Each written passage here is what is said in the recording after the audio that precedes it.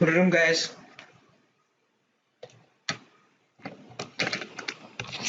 So last lecture में हाँ right.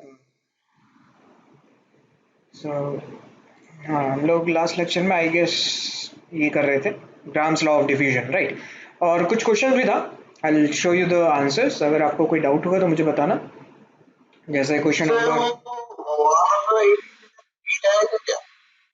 किसमें 8 आ रहा है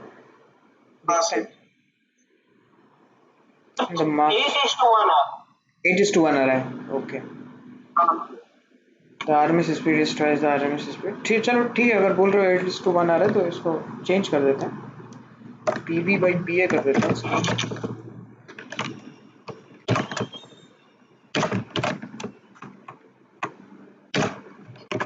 अब आ जाएगा शायद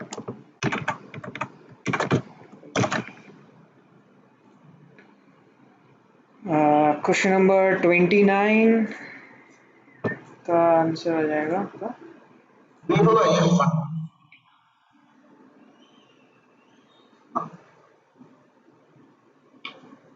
ठीक है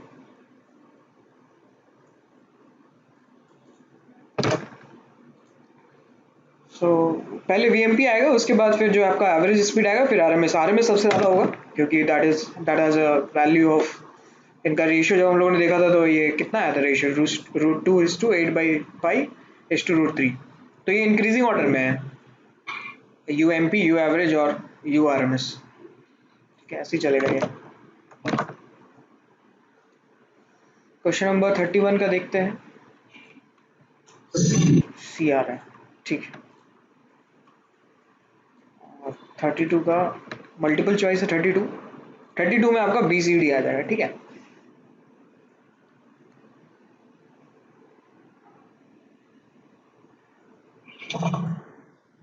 सर हाँ बताओ किस में डाउट है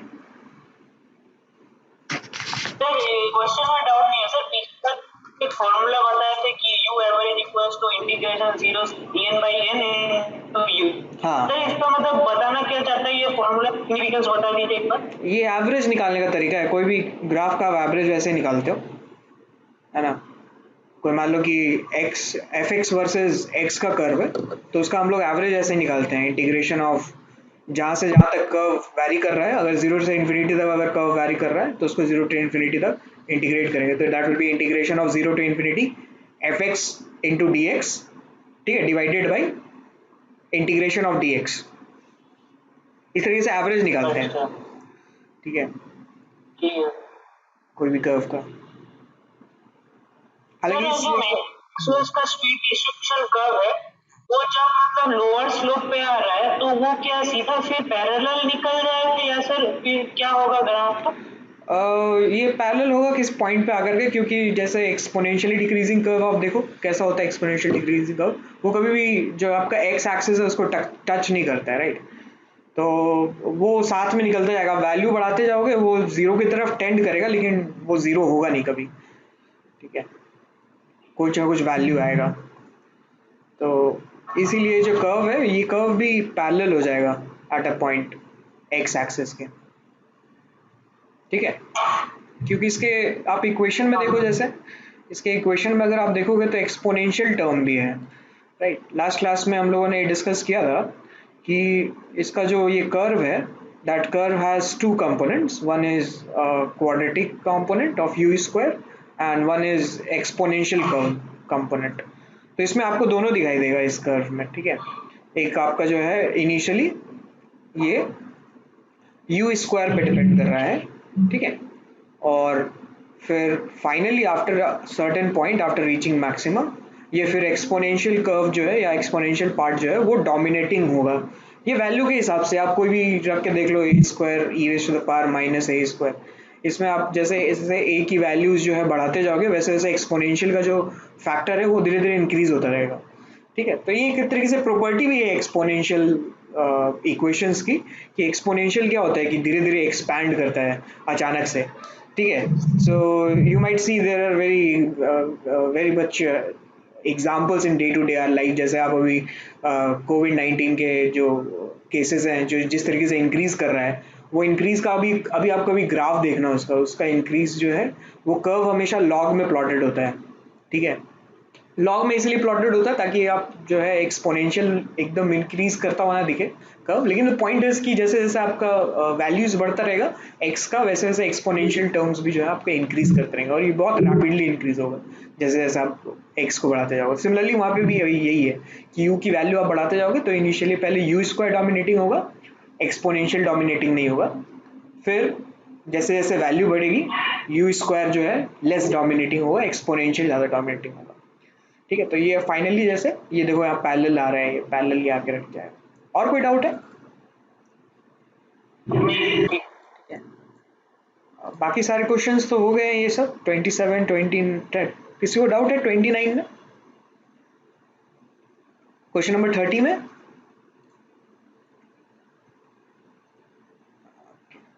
question number 30 is JEE Mains 2020 question, इस साल का क्वेश्चन है ये, ठीक है।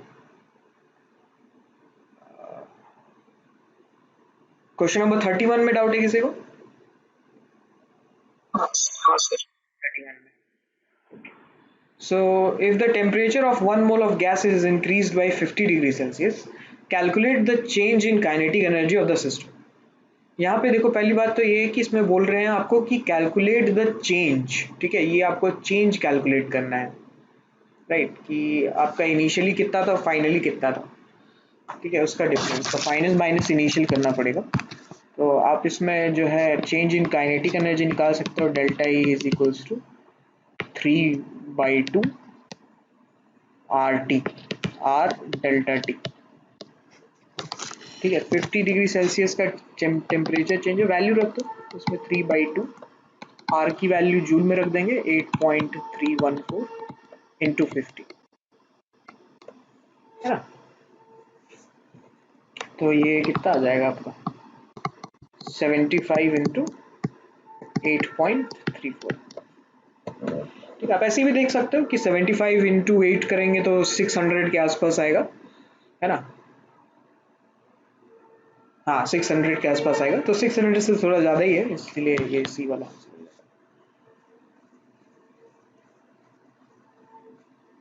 Question number 32। Sir C option क्यों हो रहा है? ओके देखते हैं, which among the following is और are correct regarding root mean square speed and the average translation kinetic energy of the molecule of the gas at equilibrium. C में कह रहे हैं E average at given temperature does not depend on its molecular mass. सही बात है, average energy क्या लिखते हैं, E average या काइनेटिक एनर्जी क्या होता है? तो वेलोसिटी तो मास के ऊपर डिपेंड करता है और वेलोसिटी मास के ऊपर, काइनेटिक एनर्जी वेलोसिटी मास के ऊपर डिपेंडेंट हो सकता है, ठीक है। आपका वो भी डिपेंडेंट कैसे लग रहा है आपको, 3RT/m लिख रहे हैं इसीलिए वेलोसिटी, लेकिन आप जो है मास को एक ही सैंपल लो ना, गैस का एक ही सैंपल लो, जैसे अगर गैस हाइड्रोजन लिया है तो हाइड्रोजन ही लेंगे गैस, ठीक है। लेकिन क्या ऐसा कभी होगा कि energy of the the gas molecule will depend on its mass? वो तो बस टेम्परेचर का फैक्टर है ना, आपका एनर्जी का जो फैक्टर है, ठीक है। अगर आपको दिख रहा है कि वेलोसिटी मास पे डिपेंडेंट है, तो आप ये भी तो देखो कि जो आप काइनेटिक एनर्जी या ट्रांसलेशन एनर्जी निकाल रहे हो उसमें आप मास भी तो मल्टीप्लाई कर रहे हो, तो मास और मास कैंसिल आउट हो जाएगा, है कि नहीं। ठीक है सर। अगर मान लेते हैं हम लोग यू एवरेज नहीं बोल रहे निकालने के लिए, नहीं, तो यू एवरेज क्या होता है, अंडर रूट 8/8 8RT/पाई,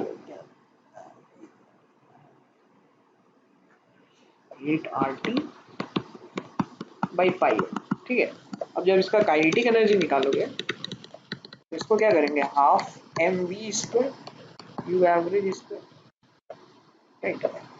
तो यहाँ से m और ये m जो है कैंसिल हो जाएगा, इसलिए कोई फर्क नहीं पड़ रहा, it is just an energy of a gas is just an function of temperature, that's it, ठीक है। एकदम आग बंद करके ये आप कह सकते हो।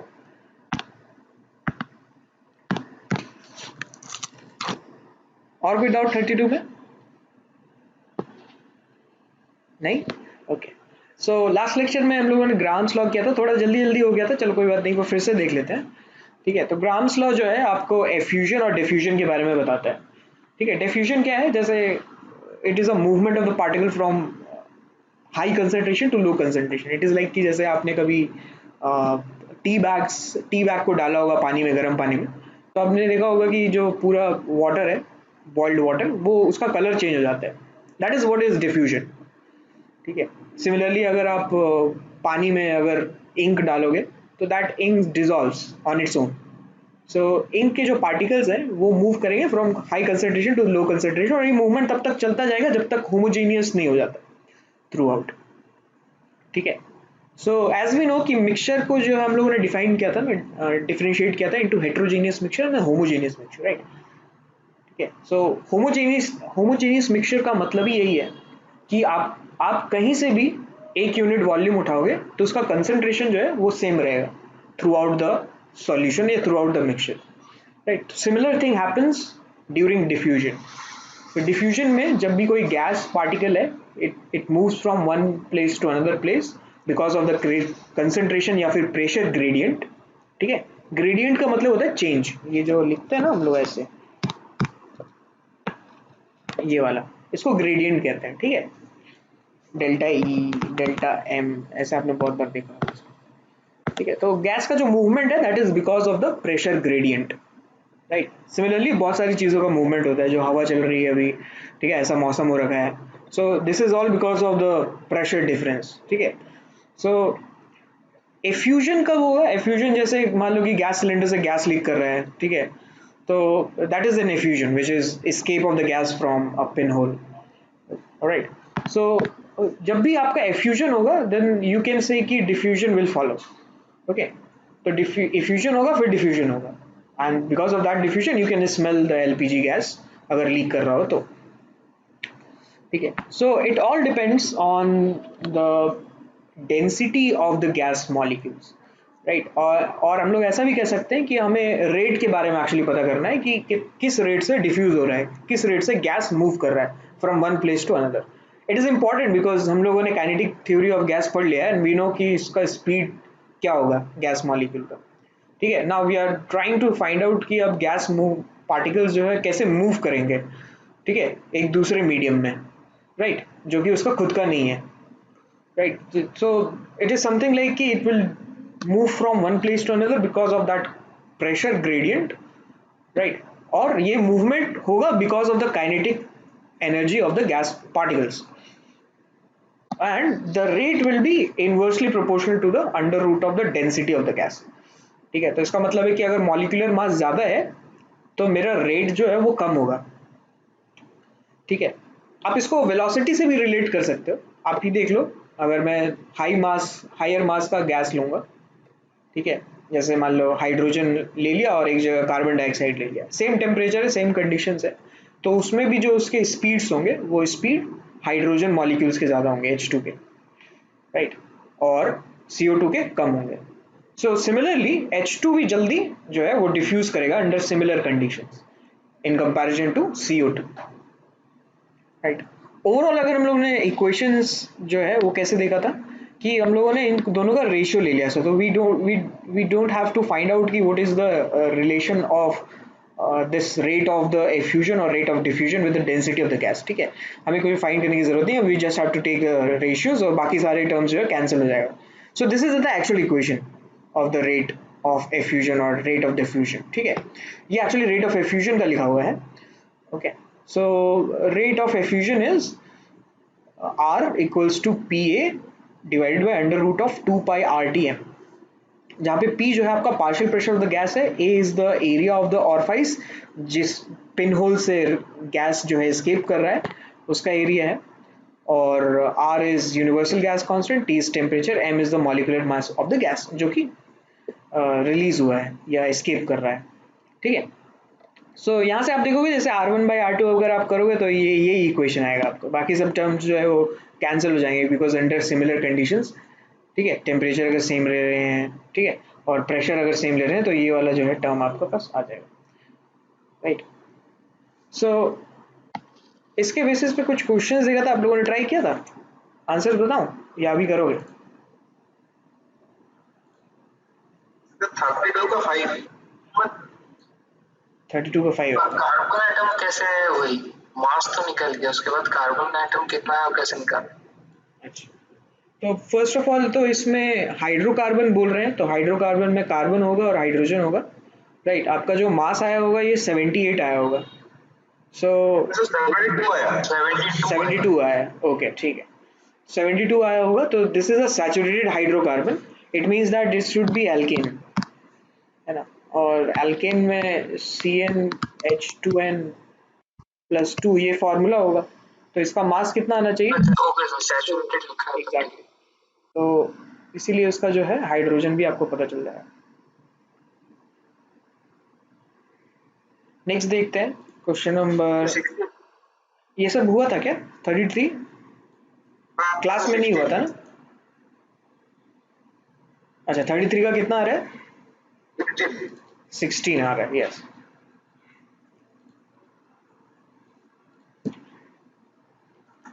34 का 14.14। 14.14, यस, वेरी गुड।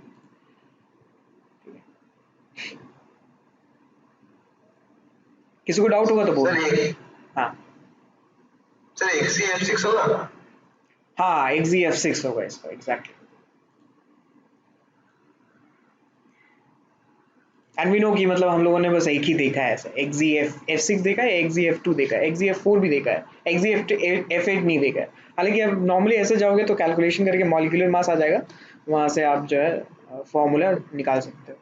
XeF8, ये XeF6 ये आएगा नहीं। क्वेश्चन नंबर 36,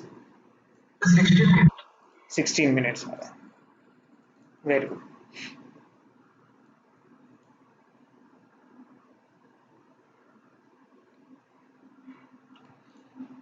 हाँ, क्वेश्चन नंबर 37 ये दोनों नहीं बना है। नहीं हुआ है, ओके। 37 तो डिस्कस करना ही है, जैसे ही मैंने बोला था। आपने थोड़ा बहुत अगर थॉट दिया होगा तो ये क्वेश्चन आपको जो है डिफ्यूजन का है, ठीक है। चलो देखते हैं, क्वेश्चन नंबर 37 कह रहे हैं कि straight glass tube has two inlets X and Y at the ends of 200 centimetre long tube. HCl is inlet, अच्छा HCl gas through inlet X and NH3 gas through inlet Y are allowed to enter in the tube at the same time and same pressure. White fumes appears at point P inside the tube, ठीक है। Calculate the distance of P from X। तो white fumes क्यों बन रहा है? Sir दोनों gas का mixture से। दोनों के गैस के मिक्सचर से, राइट। तो NaCl और सॉरी HCl और NH3 आपस में रिएक्ट करके NH4Cl बनाएगा। NH4Cl का जो कलर होता है वो वाइट होता है, इसलिए you will see the white fumes, right. तो X से हम लोगों के पास क्या है? HCl gas, okay. सर इसको वॉल्यूम से रिलेट तो कर सकते हैं, क्योंकि वॉल्यूम होगा एरिया इनटू लेंथ, तो एरिया तो कांस्टेंट होगा तो लेंथ निकल जाएगा, तो फिर वहां से डिस्टेंस निकालेंगे। अच्छा सही है, मैं आता हूँ आपके मेथड पे कैसे कर रहे हैं, एक बार ये सॉल्व कर लेते हैं पहले, ठीक है। तो हमारे पास जो सिलेंडर है वो सिलेंडर में 200 लॉन्ग 200 सेंटीमीटर लॉन्ग सिलेंडर है।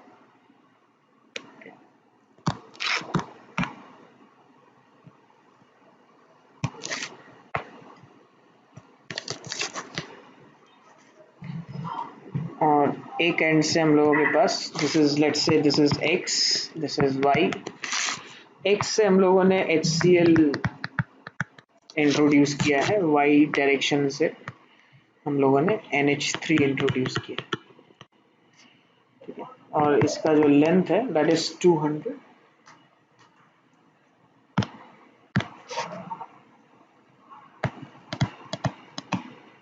सेंटीमीटर, ठीक है। रेट ऑफ डिफ्यूजन में आपको जो है रेट दिखा होगा एक expression which is the distance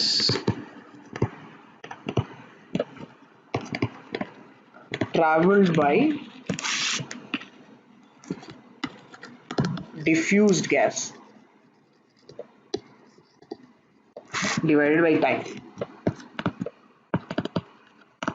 ठीक है, ये रेट का एक एक्सप्रेशन है और विच is the rate of effusion या डिफ्यूजन। ये देखो, हाँ, कुल मिला के हमारे पास तीन डेफिनेशंस हैं या तीन रिलेशन है और इनको हम किस किस तरीके से लिख सकते हैं। ठीक है, मोल्स से लिख सकते हैं, वॉल्यूम से लिख सकते हैं, राइट, या फिर प्रेशर से भी लिखा जा सकता है, क्योंकि अगर आपका वॉल्यूम और टेम्परेचर कांस्टेंट है तो moles will be directly proportional to the pressure, right, और डिस्टेंस से लिख सकते हैं, राइट। तो मैं थर्ड वाला इक्वेशन लगा रहा हूँ यहाँ पे, है ना, ये वाला इक्वेशन, और यहाँ से जो है हमारे पास रिलेशन आ जाएगा तो डिस्टेंस हमें पता चल जाएगा क्या। सो लेट्स से कि x का जो डिस्टेंस है, x से डिस्टेंस a पे मिला है आपका HCl, और ये जो है ट्रैवल करते हुए ये आ जाएगा आपका 200 माइनस a। ठीक है, तो जब आप इसमें एक्सप्रेशन रखोगे तो रेट का एक्सप्रेशन होगा rate of HCl divide by rate of NH3 will be equals to, हाँ देखते हैं, एक मिनट देखते हैं। HCl के लिए हो जाएगा ये A, और क्योंकि अब दोनों को एक ही टाइम पे छोड़ा गया था तो they will take the same time to reach at this point, है ना।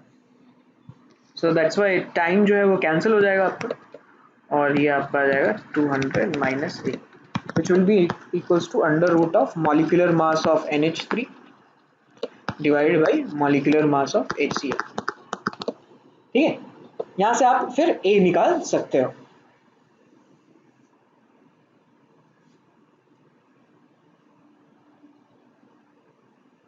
ठीक है,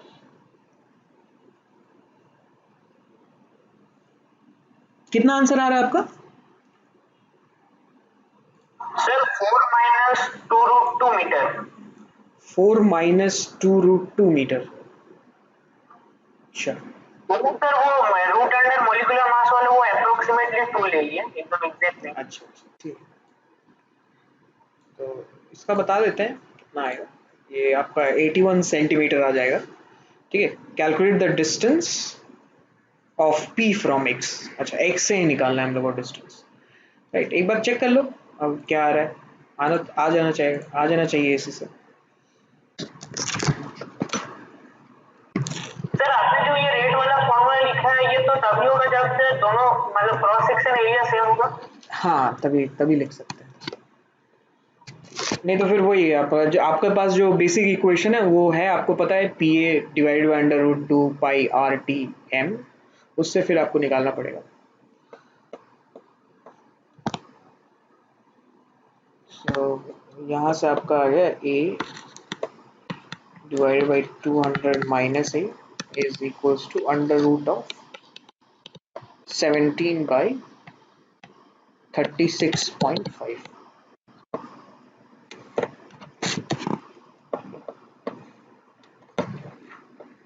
सो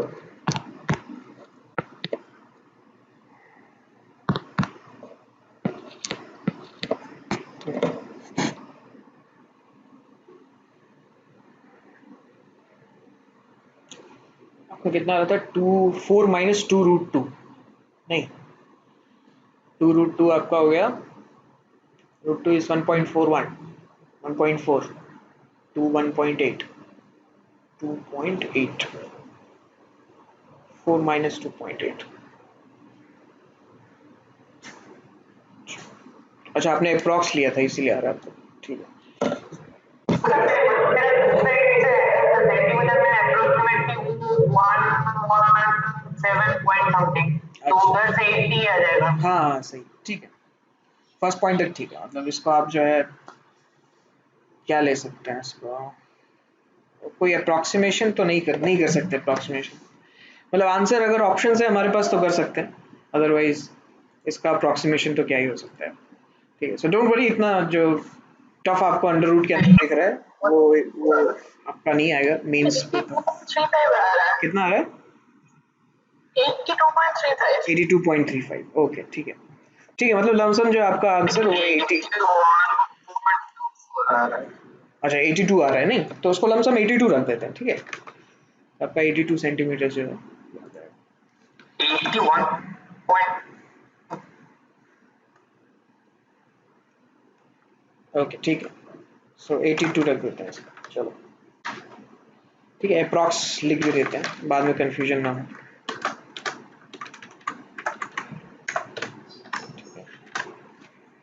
सो ये तो आपका बहुत पुराना क्वेश्चन है, दिस इज फ्रॉम जेई का ही क्वेश्चन है ये, लेकिन काफ़ी पुराना क्वेश्चन है। सो इसी बेसिस पे देखो क्वेश्चंस कैसे आ सकते हैं आपका, ये देखो क्वेश्चन नंबर 39 देखो सॉल्व कर। सर हाँ सर वीपिंग गैस का मॉलिक्यूलर फॉर्मूला अलग भी हो सकता है? वीपिंग गैस का सर वीपिंग गैस का तो C6H11OPr होता है ना? वीपिंग गैस तो काफ़ी सारे होते हैं, जैसे टीयर गैस का भी होता है, ठीक है, तो ऐसा ऐसा कोई क्या बोलते हैं कि एक फार्मूला नहीं है। जैसे आप लोगों ने देखा होगा कि जो नॉर्मली जो प्रोटेस्टर्स पे टीयर गैस चलाते हैं या फिर ऐसे वो सब भी होता है, ठीक है। This is actually C6H5COCH2Cl, this is weeping gas, इसको टीयर गैस भी बोलते हैं, but this is not being used as a tear gas.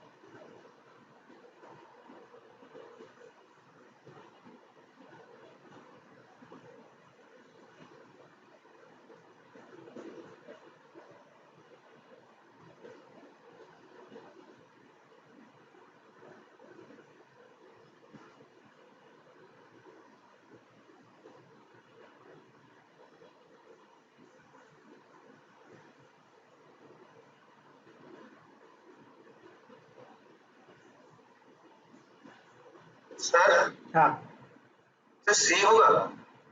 सी आ रहा है। सर सी हाँ, सबका आ रहा है क्या सी? सर एक मिनट, हाँ करो करो, रुकते हैं थोड़ी देर। एक मिनट सर।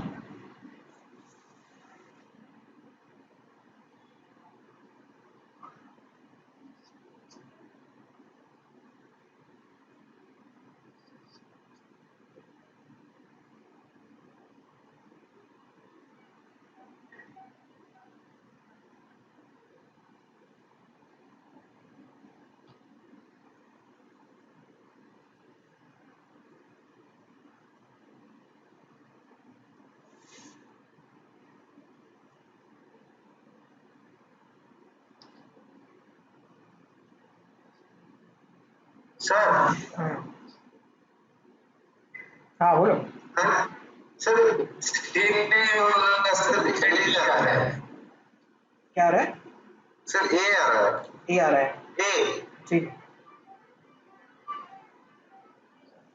सबका आ रहा है।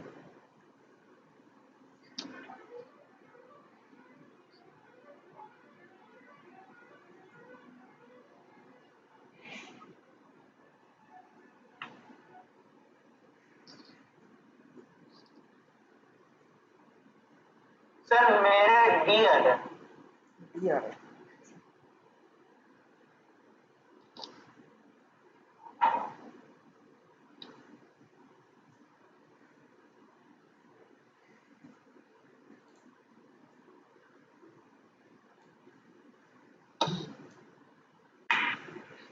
ए आ रहा है नहीं गोविंदर? हाँ सर ए आ रहा है। ठीक। सर मेरा आंसर आ रहा है 184.5 from the loving gas side, तो इसलिए 185 ले रहे हैं, डी ऑप्शन। हाँ सर मेरा भी डी ही आ रहा है। इसका मॉलिक्यूलर मास क्या आ रहा है वीपिंग गैस का? सर 154.5। सर NO2 से डिस्टेंस आ रहा है 187, तो सर उसका डिस्टेंस 100 होगा VPN gas. Exactly. Weeping gas का फॉर्म, वीपिंग गैस का आ रहा है आपका 154.5। अच्छा हाँ सर। ठीक है।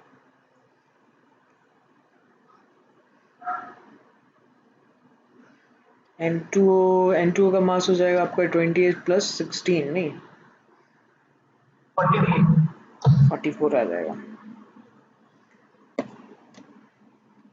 उसको डिवाइड करने से सर 3.5 आता है, तो उसका रूट 1.87 दिया हुआ है। हाँ ये तो यूज करना पड़ेगा आपको तभी आएगा। हाँ सर। यही मान लेते हैं ए से बी तक है 287, और इधर से हम लोगों ने N2O छोड़ा, इधर से वीपिंग गैस। तो इसमें तो डायरेक्टली आप ऐसे लिख सकते हो rate of N2O divide by rate of weeping gas is equals to distance traveled by N2O। मान लो ये A है, 287 माइनस A है, A by 287 minus A is equals to under molecular mass of 154.5 divided by 44। हाँ sir वो 286 minus से नहीं होगा, क्योंकि लास्ट रो तो ऑटोमेटिक फॉर्म हो जाएगा जब हम खींचेंगे line.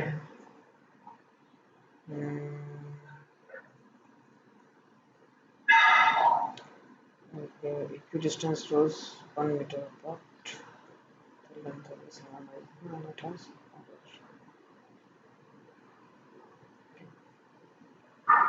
from one side of the CMO। क्या क्या बोल रहे हो? 286 क्यों लेंगे? सर जैसे कि शायद मतलब अगर एक छोटा सा एग्जांपल ले, सपोज 13 रोज है, तो उसमें से जब हम पहला अगर रो काउंट करना स्टार्ट करें तो 12 लाइन खींचेंगे तभी तो 13 रे उसकी क्लास में क्रिएट हो जाएगा। तो सर अगर ए का डिस्टेंस ए है तो मतलब तो पीछे से वो मतलब माइनस होगा तो एक कम हो जाएगा ना, 186 माइनस ए होना चाहिए।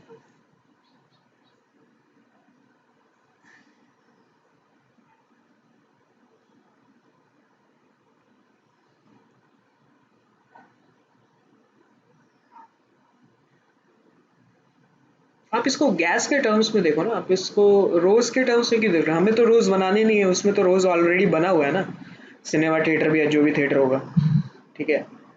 तो हम तो बस इसको ऐसा देख रहे हैं कि भाई पॉइंट्स लेकर के चलेंगे, हर रोज जो है हम मेरे लिए एक पॉइंट है, ठीक है। अब उसमें तो मैं distance, I don't think so distance कम करना इट्स गुड थिंग। मतलब अगर वॉल टू वॉल डिस्टेंस है तो wall to wall distance is 287 and that's it. मैं वॉल से ही जो है वो छोड़ूंगा उसको, गैस को, from one end of the wall to the other end of the wall. तो गैस को तो 287 मीटर से ट्रैवल करना पड़ेगा ना, गैस गैस को तो ऐसा नहीं होगा ना 286 ट्रैवल करना पड़ेगा।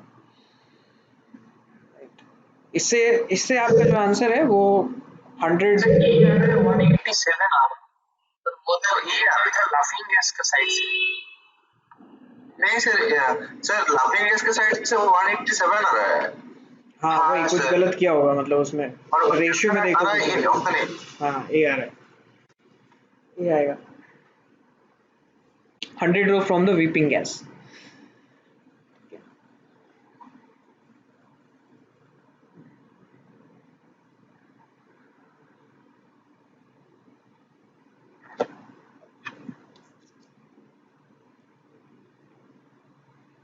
ये कितना रेशियो आता है आपका 154 डिवाइडेड बाय 44? ये 3.5 आता है, हाँ सर, 3.5 ये आता है। दोनों 3.5 और 1.87 आ रहा है। अच्छा अच्छा, तो ये डायरेक्टली यहाँ पे 187 आ गया, 1.87 है ना। आपको इसको सॉल्व करना है, ए आ जाएगा 287 माइनस ए,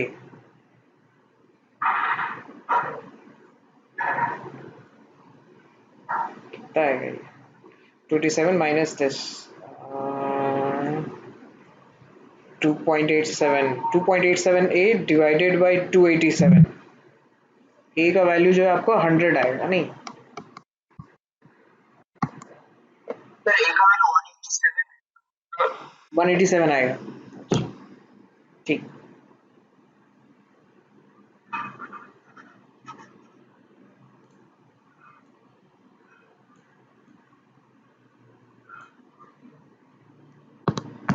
इधर से हम लोगों ने वीपिंग गैस लिया था।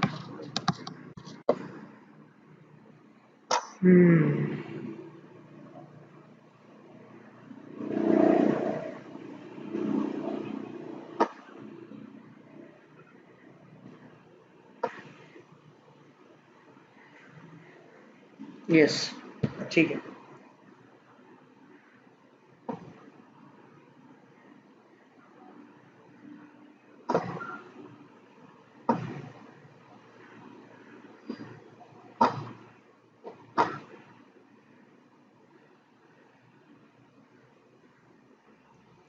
A will be 187।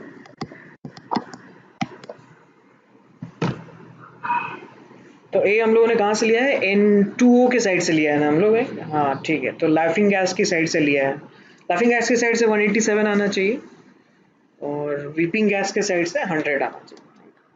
हाँ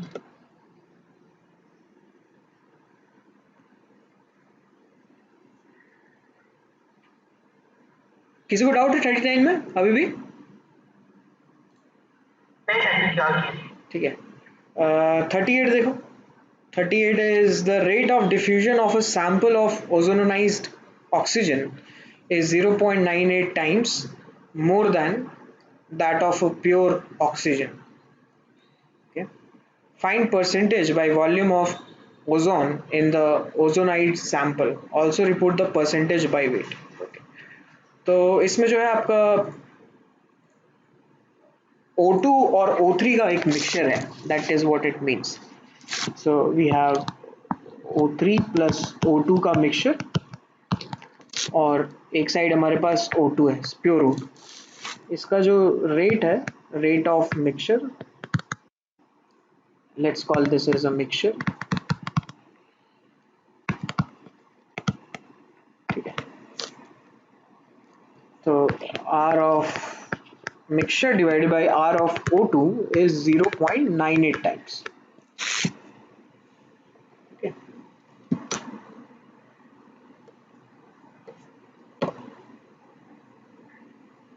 So ये क्या हो जाएगा, under root of 32 divided by molecular mass is equals to 0.98. right. फिर इसको अगर हम लोग सॉल्व करेंगे तो यहाँ से आ जाएगा आपका m is equals to 32 by 0.98 का होल स्क्वायर।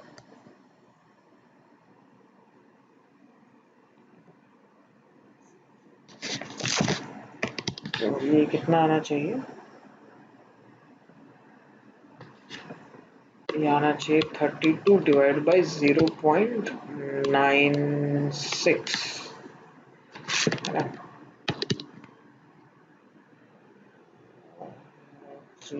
आ जाएगा आपका 300, राइट। ये मॉलिक्यूलर मास हो गया। इसका मतलब है कि 1 मोल का मास इतना है, right. So what I am assuming is कि लेट से mole fraction of O2 is A, ठीक है, and O3 is 1 minus A, ठीक है। तो देखो, पहली बात तो आपको इसको समझना पड़ेगा कि ये जो मॉलिक्यूलर मास है that is representing the mass of 1 मोल। इतना ही आएगा कि ज्यादा आ रहा है, कुछ और है, कुछ और आएगा, कितना आ रहा है? अच्छा अच्छा अच्छा, हाँ हाँ, 100/3 आएगा नहीं, अच्छा एग्जैक्टली, यहाँ पे 100/3, हाँ 33.3, राइट, 100/3 आएगा। सो हाँ, you have to understand this कि यहाँ पे मॉलिक्यूलर मास का क्या मतलब है, it is showing us the mass of 1 mole of the substance, right. तो इसीलिए मैं मोल फ्रैक्शन से डील कर रहा हूँ, क्योंकि मोल फ्रैक्शन आपका क्या होता है, पर मोल कितना फ्रैक्शन है, राइट। तो अगर मैं एक गैस ले रहा हूँ, उसका मैं अगर मोल फ्रैक्शन पता कर लूंगा उसके कंपोनेंट्स का, और उनको जब ऐड कर दूंगा तो that will give me a value of 1, right. So that means कि 1 मोल का कितना मास होगा, इसीलिए मैं मोल फ्रैक्शन से डील करके इसमें इसका मास निकालूंगा, ठीक है। तो इसमें मास निकालने के लिए क्या करेंगे, mole fraction of O2 multiplied by it's molecular mass 32 plus mole fraction of O3 multiplied by it's molecular mass which is 48, और ये इसका वैल्यू जो है आपको 100/3 आना चाहिए, ठीक है। समझ में आ रहा है ये इक्वेशन? एक बार थॉट दो, क्यों लिख रहे हैं इसको?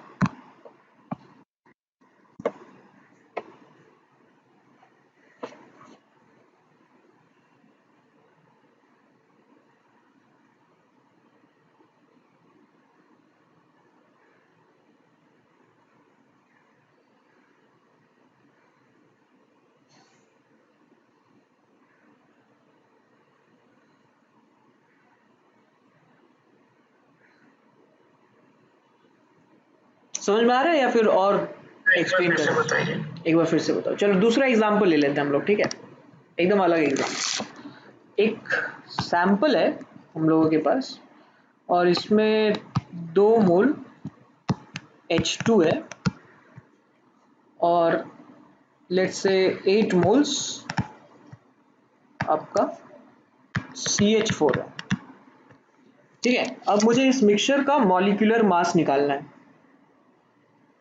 है ना। तो कैसे निकालेंगे molecular mass? Mass of each component divided by total number of moles, right. So we have to find molar mass of mixture,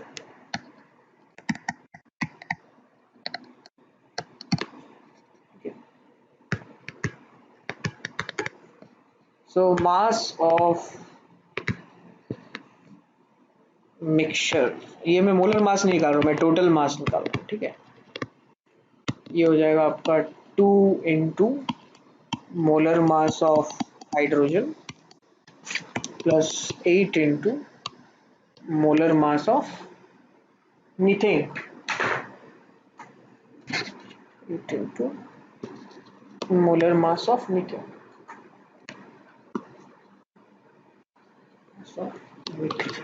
ठीक है।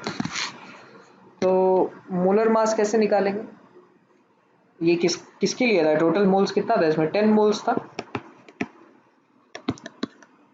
राइट। तो आप ही देखो यूनिटरी मेथड लगा के कि 10 मोल्स का मास इतना है, राइट। और एक सेकेंड,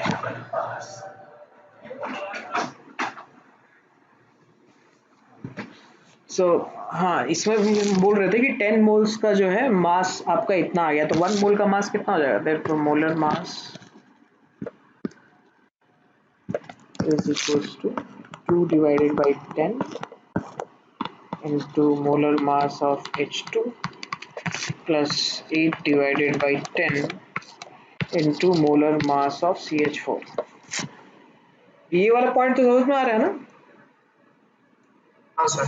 ठीक है, तो ये देखो ये क्या बता रहा है मुझे, what is this, 2 by 10 is, this is nothing but this is mole fraction of H2 and this is mole fraction of methane,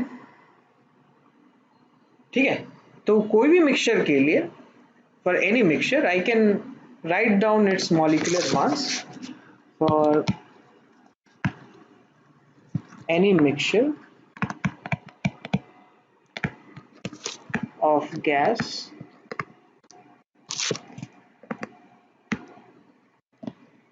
we can find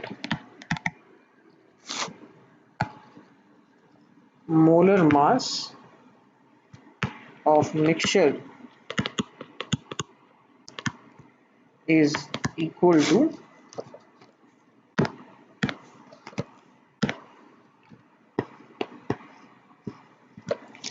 the summation of xi into molecular mass of I,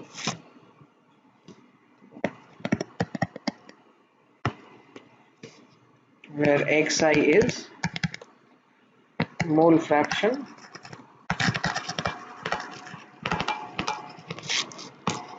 of ith gas component and mi is molar mass of the ith gas, ठीक है। तो इसीलिए मैंने भी यहाँ पे वैसे ही equation लिखा कि किसी का भी मोलर मास फाइंड करना हो तो उसका बस मोलर मास इनटू, अगर मान लो कि there is a mixture of gas तो इंडिविजुअल का molar mass multiplied by its mole fraction, वो आपको जो है मोलर मास देगा पूरे मिक्सचर का, ठीक है। तो इसीलिए यहाँ पर भी जो हम लोगों ने ये लिखा है, ये वाला इक्वेशन जो है, ठीक है। इससे फिर जो है हमारे पास ए का वैल्यू आ जाएगा, तो वहां से आपके पास पता चल जाएगा कि क्या हो। ये वाला इक्वेशन समझ में आ रहा है, ये वाला?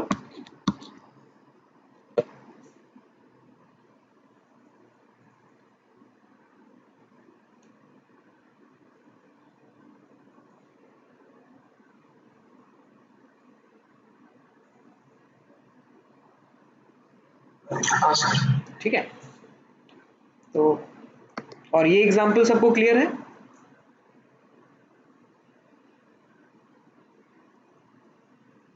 हाँ सर। तो ये मोलर मास हम लोग किसके लिए निकालते हैं, ये 1 मोल के लिए निकालते हैं हम लोग।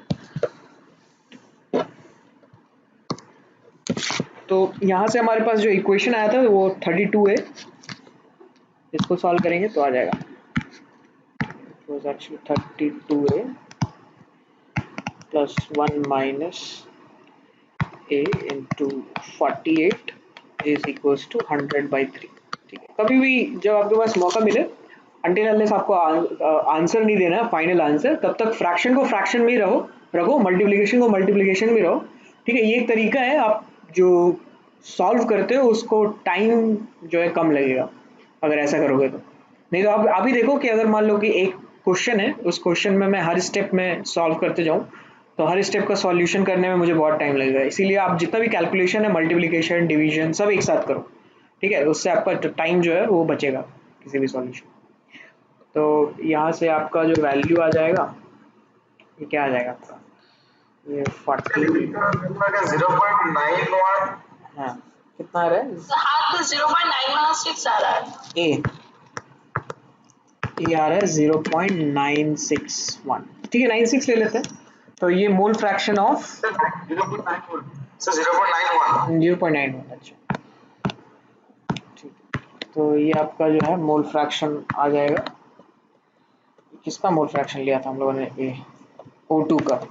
ठीक है, तो mole fraction of O2 is 0.91 और मोल फ्रैक्शन ऑफ O3 आ जाएगा आपका 0.09। ठीक है, ये आपका मिक्सचर का कंटेंट। सो उसके बाद और क्या निकालना है हम लोगों को, मास परसेंट निकालना है ना। तो अगर मोल परसेंट आ गया तो फिर मास परसेंट भी आ जाएगा। ये जो हम लोगों ने परसेंटेज निकालना है उसको भी तो मैं वॉल्यूम परसेंट या फिर वॉल्यूम का भी रेशियो तो कह सकता हूँ ना। ठीक है, मोल का जो रेशियो है उसको मैं वॉल्यूम का भी तो रेशियो कह सकता हूँ, क्योंकि प्रेशर और टेम्परेचर थोड़ी चेंज कर रहे हैं हम लोग। हाँ सर। ठीक है, तो इसको हम लोग लिख लेते हैं मोल फ्रैक्शन के टर्म्स में।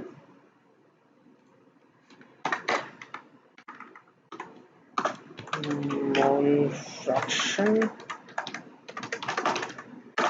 Of O2।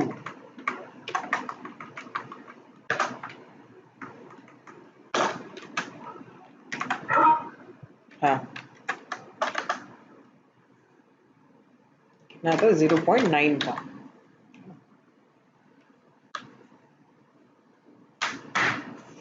फिर आप कोरस्पॉन्डिंगली किसको कन्वर्ट कर सकते हो वेट परसेंट में। अगर मोल मोल परसेंट आ गया या फिर मोल फ्रैक्शन आ गया तो आप इससे जो है मास परसेंट भी निकाल सकते हो। ठीक है,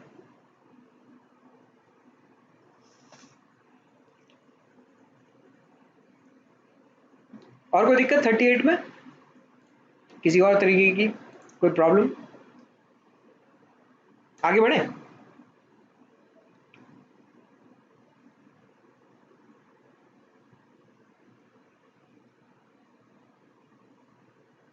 बोलो।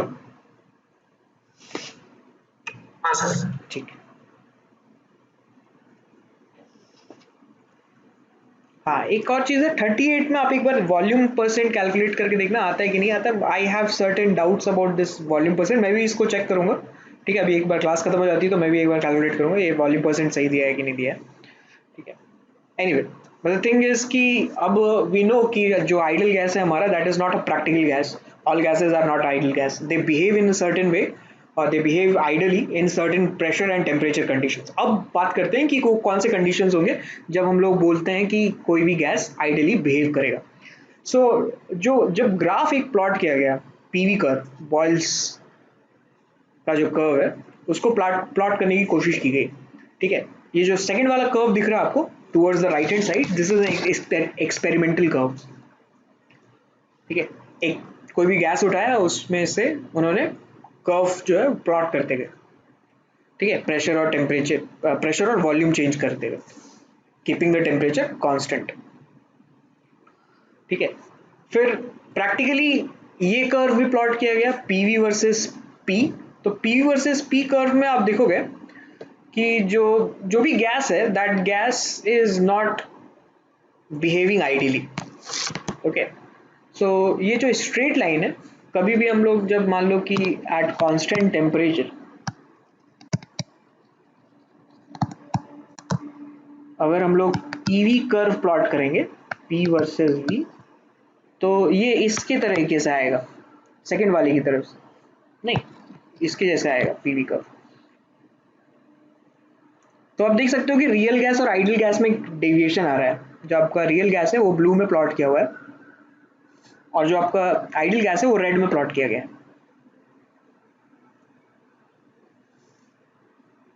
और theoretically they should have coincided, क्योंकि आपने जितना भी एजम्पशन लिया है वो एजम्पशन आपने क्यों लिया था, क्योंकि एक्सपेरिमेंटल डाटा आए थे, उससे बेसिस पे काइनेटिक थ्योरी ऑफ गैसेस बना, उसके बेसिस पे हम लोगों ने जो एजम्पशंस लिए थे वो एजम्पशन सही होने चाहिए, ठीक है। लेकिन यहाँ कोइंसाइड कर ही नहीं रहा आइडियल गैस और रियल गैस का जो कर्व है। So that means the assumptions that we took और the postulates which we have made must have certain errors, ठीक है। और अगर मैं पीवी वर्सेस वी का कर्व प्लॉट करूंगा एट कांस्टेंट टेम्परेचर, तो ये कुछ ऐसा आएगा इसके जैसे। और ये जो लाइन दिखाया जा रहा है आपको पीवी वर्सेस पी कर्व में straight line, this is representing ideal gas, ठीक है। क्योंकि पीवी वर्सेस वी, पीवी तो कांस्टेंट है आपका एट कांस्टेंट टेम्परेचर, तो वी चेंज करते जाओगे तो कुछ तो होगा, या फिर पीवी वर्सेस पीवी प्लॉट कर सकते हैं जैसा यहाँ पे प्लॉट किया हुआ है, ठीक है। दोनों सेम कर्व है ना। तो इसमें देखो जैसे कुछ गैसेस जो ऐसे हैं जो पूरा के पूरा जो है आपका आइडियल गैस के लाइन के ऊपर है, ठीक है। तो इनको हम लोग कहते हैं कि they are showing positive deviation from ideal gas equation, ठीक है, जो ऊपर है वो। इनमें से कुछ जो है वो नीचे हैं, CO CH3 पहले नीचे गया फिर ऊपर चले गए, ये भी पहले नीचे गया फिर ऊपर चला गया, ठीक है। तो जब ये नीचे जा रहे हैं आइडियल गैस के लाइन से, तो इनको हम लोग कहेंगे कि they are showing negative deviation, ठीक है। ये नेगेटिव डेविएशन दिखा रहे हैं नीचे जाकर के। फिर एट अ सर्टेन पॉइंट ये मिनिमल जो है अचीव करेंगे, मिनिमम अचीव करने के बाद as you increase the pressure और as you increase the volume it will increase. ऐसा क्यों होता है वो हम डिस्कस करेंगे इसके बारे में।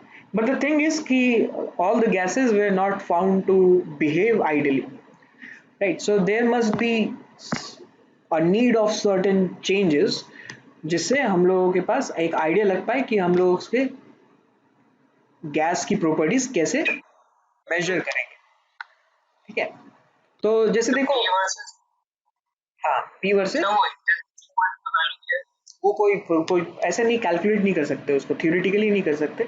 आपके पास अगर कर्व है तो वो किया जा सकता है कि ये इंटरसेक्शन पॉइंट क्या है, ठीक है। और इसमें ऐसा भी नहीं है कि जो आप ये बोलोगे कि इस पॉइंट पे हम लोग बोल सकते हैं क्या रियल गैस और आइडियल गैस सेम है, ये वाला पॉइंट अगर हम बोलेंगे तो, ठीक है। तो नहीं, ऐसा नहीं बोल सकते, ठीक है। ऐसा इसलिए नहीं बोल सकते क्योंकि एक पॉइंट से कोई चीज़ प्रूफ नहीं होती, ठीक है।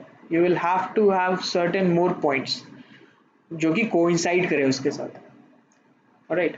सो there must be certain more points. ऐसा नहीं है कि एक ही पॉइंट है और इसमें मैंने बोल दिया कि at this point real gas is equals to ideal gas. Mathematically ये दिख रहा है आपको, मैथमेटिक्स से अगर जाए तो क्लियरली अगर कोई आपसे पूछे कि what is happening at this point for the real gas, so you can say or we can say कि at this pressure and volume the product of pressure and volume is same as that of the ideal gas, लेकिन it is not an ideal gas because ideally कोई भी gas ideally तभी behave करेगा या फिर तभी बोलते हैं बिहेव करते हुए जब वो एक से ज़्यादा पॉइंट पे कोइंसाइड करे उससे, ठीक है। कुछ टाइम तक या कुछ प्रेशर रेंज तक, कुछ वॉल्यूम रेंज तक वो अगर कर्व जो है कोइंसाइड करेगा तब हम लोग कह सकते हैं कि हाँ इट इज़ बिहेविंग आइडियली।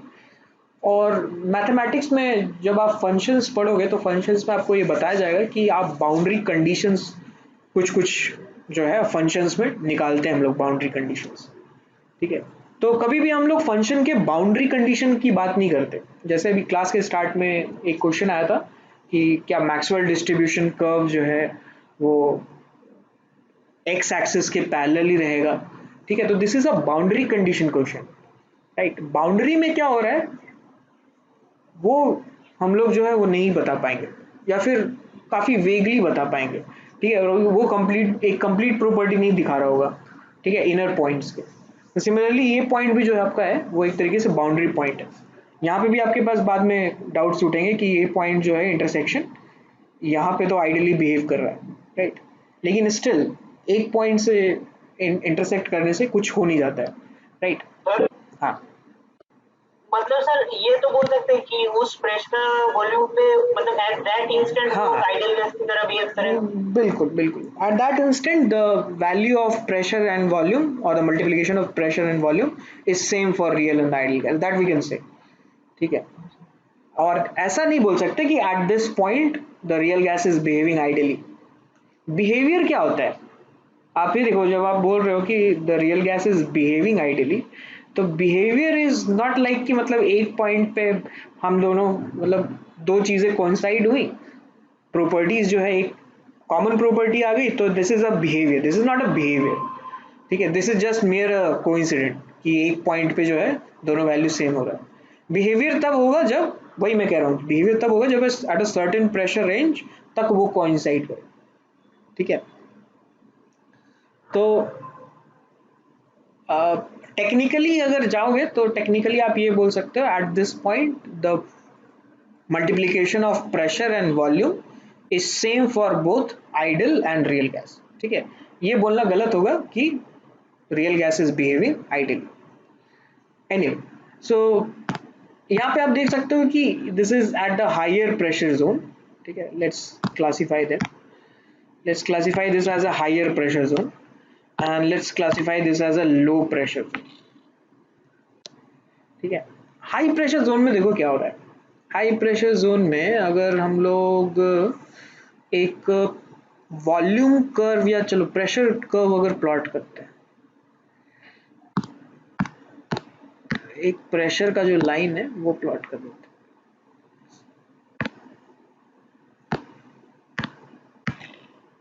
ठीक है ये यहाँ पे आप देख सकते हो कि जो आपका इस प्रेशर लाइन पे जो आइडियल गैस का वॉल्यूम है और जो रियल गैस का वॉल्यूम है उसमें डिफरेंसेस है ठीक है कि नहीं सो हाई प्रेशर जोन में हम लोग ये कह सकते हैं कि जो रियल गैस है उस रियल गैस का वॉल्यूम ज़्यादा होगा in comparison to the ideal gas volume नहीं सर सब रियल गैस के लिए है या कोई सभी के लिए पर्टिकुलर रियल गैस? सभी के लिए एवरी गैस आप देखो they are not plotted the ये जो दोनों कर्व है ये दो गैसेस के लिए प्लॉट नहीं किया गया अलग अलग ये एक ही गैस के लिए प्लॉट किया गया ठीक है तो PV is equals to nRT right at a particular temperature for a particular moles of gases PV का जो वैल्यू है वो सेम आएगा सभी गैस के लिए है ना तो आपका ये जो कर्व है ये this curve will be constant जो आइडियल कर्व है रियल कर्व जो है वो डिविएट करेगा अलग अलग लेंगे तो अलग अलग हो सकता है कि डिस्टेंस इसका ज़्यादा हो एक हो सकता है कि यहाँ पे प्लॉट हो रहा हो ऐसे है ना ऐसे प्लॉट हो रहा हो लेकिन सबका बिहेवियर सेम होगा ऐसे ही जाएगा सब ठीक है सो इसमें कोई कंफ्यूजन नहीं रहना चाहिए आपको सो आई कैन से कि एट हाई प्रेशर जोन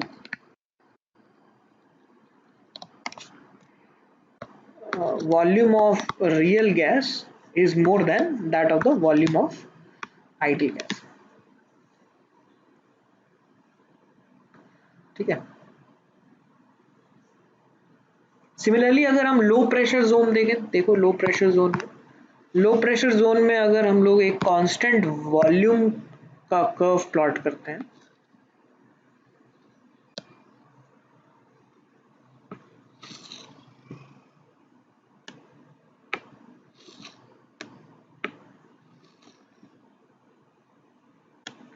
ठीक है तो यहाँ पे at low pressure zone we can से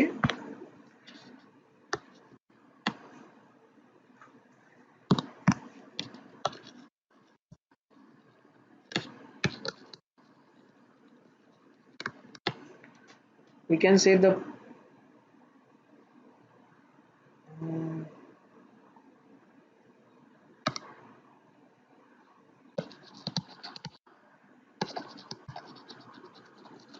constant volume the pressure of ideal gas is more than that of the pressure of the real gas.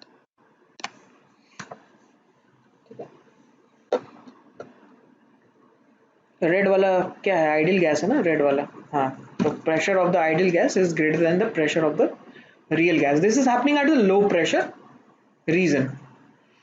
ठीक है, तो जैसे देखो हाई प्रेशर रीजन में जो का वॉल्यूम है रियल गैस का वो ज़्यादा आ रहा है आइडियल गैस से.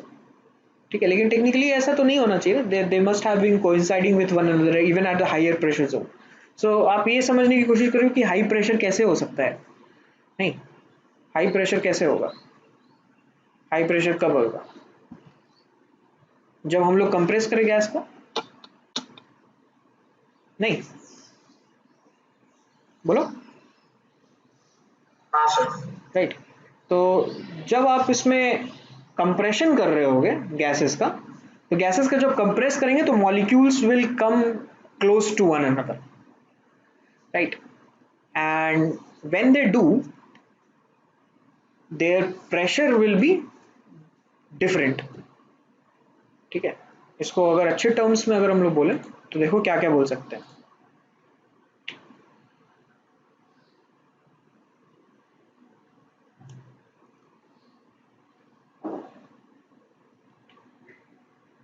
कहाँ गए, हाँ ये देखो फर्स्ट स्टेटमेंट ये करें. It can be seen easily that at a constant temperature PV versus P plot for real gas is not a straight line. Right, so in these curves for dihydrogen and helium H2 और helium वो हमेशा positive deviation show कर रहा है. ठीक है, और second type of जो प्लॉट हमारा वो प्लॉट आपका नेगेटिव डेविएशन है, फिर सर्टेन पॉइंट के बाद वो जो है कर्व ऊपर चढ़ जाएगा. ये चीज़ वही लिखा हुआ है. ठीक है, देख लेते हैं. The second type of plot is seen in the case of other gases like carbon monoxide and methane. ठीक है, in these plots first there is a negative deviation from ideal behaviour. The PV value decreases with increase in pressure, है ना. देखो PV decrease कर रहा है with increase in pressure and reaches to a minimum value characteristics of the gas. ठीक है, सबके लिए अलग अलग होगा ये minimum value for each and every gas. After that PV values start increasing, the curve then crosses the line of the ideal gas and after that it shows positive deviation continuously. ठीक है, इस point के बाद जो है हमेशा ये ऊपर ही जा रहा है. The pressure and volume plot is experimental data and that is theoretically calculated from Boyle's law. ठीक है, एंड ये जो कर्व है आपका आइडियल गैस वाला कर्व, ये तो बॉयल्स लॉ से आया है ना, और रियल कर्व जो है प्रैक्टिकली या एक्सपेरिमेंटली प्लॉट किया गया. तो ये दोनों सेम नहीं है. दिस इज ऑल्सो सजेस्टिंग कि जो भी गैस होगा हमारा वो रियल गैस होगा. ठीक है, ideally there is no such gas as a ideal gas. It is apparent that at very high pressure the measured volume is more than the calculated volume. ठीक है, इसी की बात कर रहे थे हम लोग. ठीक है, the measured volume is more than the practical volume, यही बोल रहा है. ठीक है, the measured volume is more than that of the calculated volume.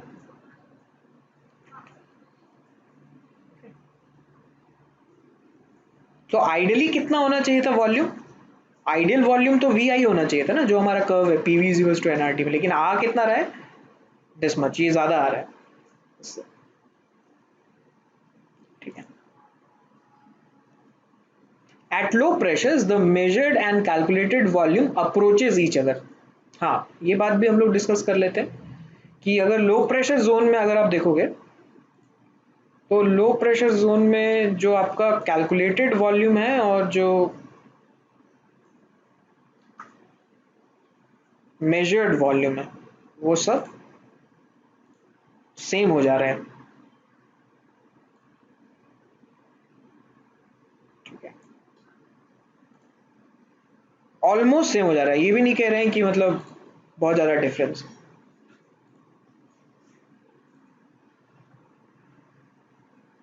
ठीक है, ये लाइन तो एक्चुअली टेढ़ा हो रहा है, सीधा ही खींच लेते हैं. तो सर प्रेशर और कम करेंगे तो फिर दोनों कोइंसाइड कर जाएगा. नहीं, दोनों कोइंसाइड नहीं करेगा ये कभी, है ना. एक बस एक ही पॉइंट पे जो है वो कोइंसाइड कर रहा है। किसी किसी बुक्स में आप ये देखोगे ना कि ये कर्व जो है एक ही बना दिया जाता है, ये कर्व को जो है कोइंसाइड कर दिया जाता है, बट प्रैक्टिकली जो एक्चुअली में आया है कर्व वो मिलता नहीं है। ठीक है, सो द पॉइंट इज कि ये जो लाइन है एट लो प्रेशर जोन, इसमें ये मान लिया जाता है कि आपका जो गैस है, आइडियल गैस और रियल गैस, वो दोनों का वॉल्यूम जो है वो सेम है। ठीक है, ज़्यादा डिफरेंस आता नहीं है इन दोनों के वॉल्यूम में। इसका वॉल्यूम आपका ये हो गया और रेड वाले का वॉल्यूम जो है वो ये हो गया, which has a very less, क्या बोल सकते हैं, गैप। ठीक है, तो लेस गैप होने की वजह से ये बोल रहे हैं कि लो प्रेशर जोन्स में आपका जो रियल वॉल्यूम है और जो आइडियल वॉल्यूम है दे आर सेम। ठीक है,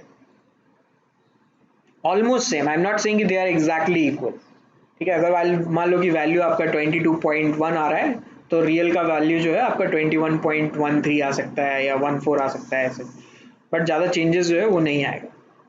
ठीक है, तो definitely we need to change the equation of P V equals to NRT because this is the gases are not following that equation.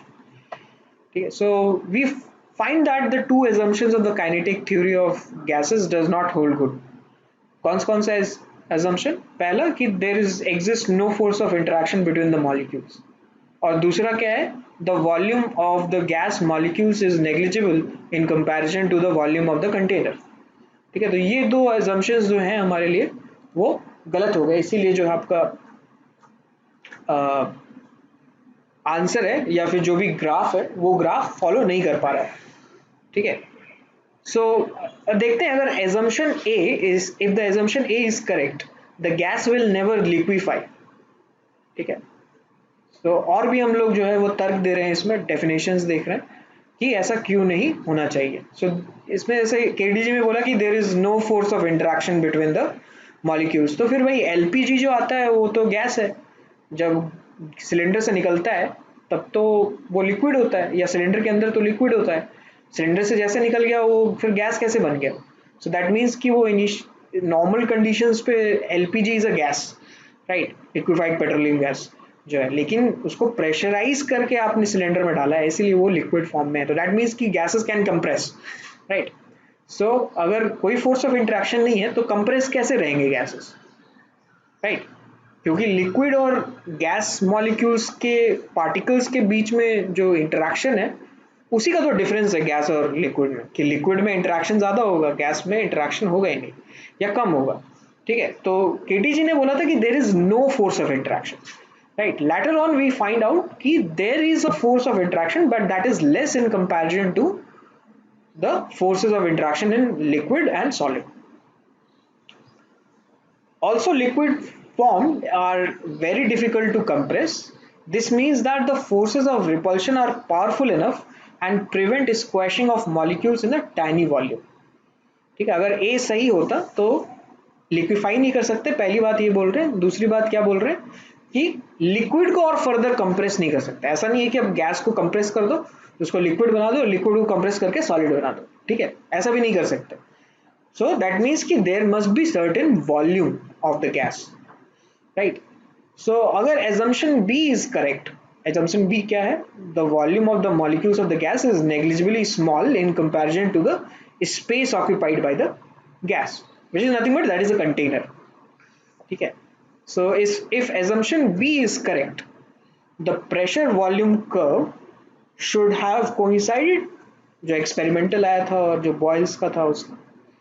ठीक है, so real gas shows deviation from ideal gas because the molecules interact with each other, right, and there exists certain volume of the gases molecules. Okay, इसीलिए वो सब deviation जो है वो आ रहे हैं। ठीक है, देखो जैसे at high pressures molecules of gases are very close to each other, molecular interaction start operating. ठीक है, जब क्लोज रेंज में आएगा तब, जब दूर रहेगा तब नहीं कह सकते। ठीक है, at high pressures the molecules do not strike the wall of the container with full impact. ठीक है, because these are drag back by other molecules due to molecular attractive forces. ठीक है, मैं व्हाइट बोर्ड पे आ रहा हूँ and I'm trying to relate one thing which we have studied in chemical bonding.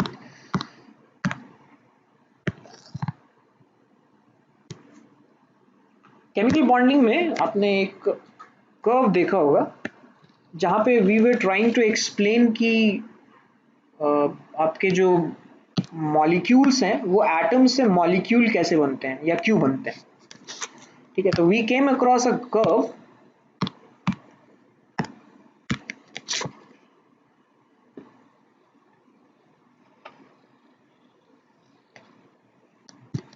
Like this. ठीक है,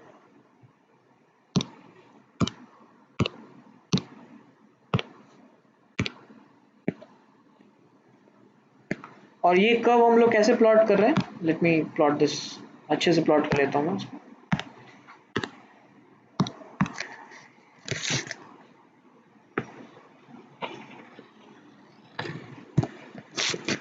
So we are actually plotting the distance r, this is distance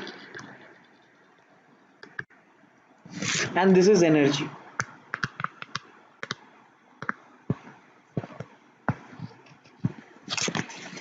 Okay, so what we are trying to resemble here is कि अगर मान लो कि molecules जब बहुत दूर दूर में होंगे, when they will be far away from each other, ठीक है, far enough from each other, तो आपका जो ये पॉइंट है, ये पॉइंट आपको रिप्रेजेंट कर रहा है।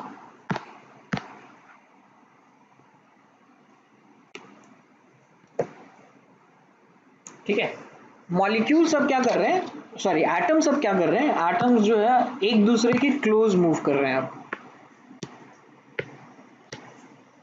ठीक है, initially attraction force will be dominating और ये जो आपके एटम्स हैं ये धीरे धीरे अब क्लोज आ रहे हैं।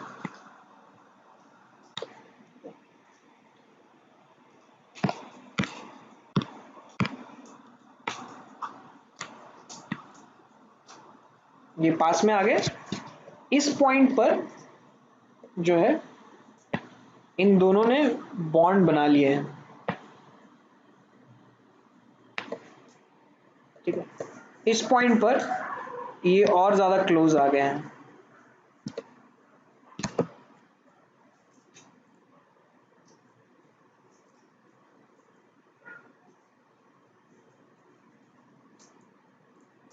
ठीक है, सो हम लोगों ने क्या डिफाइन किया था कि this point at R it is nothing but this is bond length, नहीं ये बोला था ना हम लोगों ने इसमें। अब आप बोलोगे सर अभी गैस स्टेट पढ़ा देते, अभी केमिकल बॉन्डिंग में क्यों आ गए। So this is what we are trying to explain here कि this curve is representing the formation of the molecule of H2। ठीक है, और H2 जब बन रहा था तो उस H2 is hydrogen is what, it is a gas, right, so we can extrapolate that. So इस कर्व में जब डिस्टेंस बहुत ज्यादा था मॉलिक्यूल्स के बीच में, so there was no interaction, so that's why it is, जो आपका curve है that curve is tending towards zero. Okay, so they are far away from each other and there is no force of interaction. Okay, so यहाँ पे एक बार फिर से मैं बता देता हूँ, the distance r tending to infinity does not mean a very very very high number. ठीक है, infinity is just a concept. क्या concept है infinity का, किसी के relation में हम किसी चीज को infinite बोलते हैं। ठीक है, मेरे रिलेशन में अंबानी का पैसा इनफाइनाइट है। ठीक है, so it is always a relative thing. Similarly atoms के रिलेशन में जो आपका वॉल्यूम या फिर जो distance of the length of the container वो बहुत ज्यादा होगा। ठीक है, which is infinite, so that's why infinite का मतलब ये जब काफी दूर होंगे तो there will be no force of interaction. ठीक है, इस पॉइंट तक आकर के जो है the KTG assumption holds true, लेकिन आप जैसे ही धीरे धीरे क्लोज आते जाओगे, आर्ट का डिस्टेंस कम करते जाओगे, which is the distance between the two atoms, ठीक है, interaction force will come into action. ठीक है, इस यहां से लेकर के यहां तक, इस पॉइंट से लेकर के इस पॉइंट तक, ठीक है,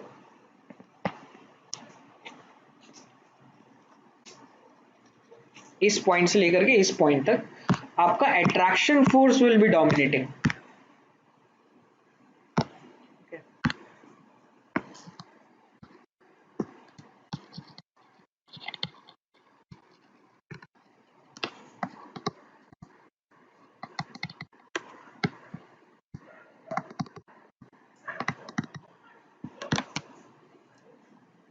और बॉन्ड जैसे ही बन जाएगा, एक दूसरे के क्लोज आ गए, टच हो गए, और फिर अगर और फर्दर अगर आप इसको और क्लोज रखते हो तो धीरे धीरे धीरे धीरे धीरे धीरे क्या हो जाएगा, रिपल्शन फोर्सेस आ जाएंगे।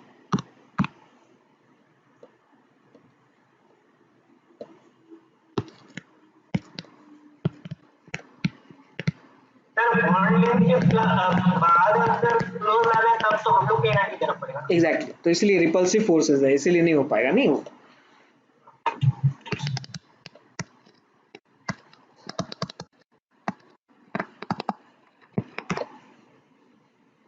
इसलिए आप देखोगे कि पोटेंशियल एनर्जी है वो इंक्रीज कर रहा है because of this repulsive forces, right. और इसीलिए हम लोग कहते हैं कि attraction tends to decrease energy and repulsion tends to increase energy. ठीक है, इस कर्व से भी हम लोग बोल सकते हैं, fine. So there is a very fine line between which both attraction and repulsion, if they are equal, then at that moment your potential energy will be minimum। ठीक है, वो कौन सा पॉइंट है, बॉन्ड लेंथ वाला point, जब आपका attraction force और रिपल्शन फोर्स दोनों एक हो जाता है। ठीक है, उसके बाद जैसे जैसे रिपल्सिव फोर्स जैसे ही अगर डोमिनेटिंग होगा तो आपका जो पोटेंशियल एनर्जी है वो इंक्रीज करेगा। ठीक है, आपने जैसे अट्रैक्शन या फिर इलेक्ट्रोस्टैटिक पोटेंशियल देखा होगा विच इज माइनस के Q1 Q2/R, है ना, एटॉमिक स्ट्रक्चर में हम लोगों ने देखा था पोटेंशियल एनर्जी आया था माइनस के Q1 Q2/R। यहाँ पे आप ये देख सकते हो कि this potential is negative, that's why the curve is starting from negative. ठीक है, क्योंकि जो जब भी अट्रैक्शन फोर्सेस होंगे that attraction force will have a negative value of the energy, that negative value of the energy is representing कि attraction force है। ठीक है, इसलिए it will have a tendency to lose energy. ठीक है, जिस तरीके से एटम और इलेक्ट्रॉन के बीच में जो हम लोगों ने एनर्जी निकाला था हाइड्रोजन में -13.6। ठीक है, so that is the significance of that negative sign, ये अट्रैक्शन है दोनों के बीच। Okay, so similarly gas will also behave in a similar manner कि पहले अट्रैक्टिव फोर्स होगा फिर रिपल्सिव फोर्स होगा। अट्रैक्टिव फोर्स तब आएंगे पिक्चर में जब उनका डिस्टेंस जो है इज क्लोज इनफ। ठीक है, इतना ज्यादा भी क्लोज नहीं, बहुत ज्यादा क्लोज हो जाएगा तो फिर then repulsive forces will take into action. Okay, so जो लाइन वहां पे, जो पॉइंट वहां पे लिखा हुआ है कि at high pressure the pressure exerted by gas is lower than the pressure exerted by the ideal gas। ये क्यों हो रहा है, क्योंकि आपने जैसे ही प्रेशर इंक्रीज किया है सिस्टम का तो गैसेस मॉलिक्यूल पास पास में आ गए हैं, और पास पास में आने की वजह से उनमें रिपल्शन फोर्सेस भी बढ़ गए हैं। ठीक है, अट्रैक्शन और रिपल्शन दोनों है अब उसमें। तो अगर अट्रैक्शन है या अगर रिपल्शन है तो जो गैस मॉलिक्यूल वॉल पे जाकर के टकरा रहा है वो उस स्पीड से नहीं टकरा पाएगा जिससे जैसे नॉर्मल कंडीशंस में टकरा रहा था। ठीक है, so that's why we need a pressure correction term in the ideal gas equation. ठीक है, तो जो आपका आइडियली जो प्रेशर होना चाहिए वो क्या होना चाहिए था, जो अभी हम लोगों ने कैलकुलेट किया है प्लस करेक्शन टर्म। ठीक है, क्योंकि अब फोर्स ऑफ अट्रैक्शन आने की वजह से जो प्रेशर है वो कम हो गया है। ठीक है, तो यहां से जो प्रेशर करेक्शन आएगा that pressure correction term is this AN²/V²। Okay, और यहाँ पे आपका P ideal is equals to P real which is the observed pressure. हम लोग अगर बैरोमीटर लगाएंगे ना तो हमें ये प्रेशर मिलेगा, और थ्योरेटिकली जब PV is equals to nRT से कैलकुलेट करेंगे तो ये वाला प्रेशर मिलेगा। ठीक है, इसीलिए हम लोगों को एक प्रेशर करेक्शन टाइप चाहिए यहाँ पे इस जगह, राइट। और यहाँ पे जो ए है दैट इज अ कांस्टेंट, ठीक है, बाद में बात करेंगे इसका क्या है ये। The repulsive interaction are short range interactions, है ना, एक कर्व में हमने दिखाया भी था, and are significant when molecules are almost in contact. This is the situation at high pressure, right? देखो इस कर्व में repulsive forces are active when the molecules are very close to each other, right? तब जाकर के आपका repulsive forces लग रहा है,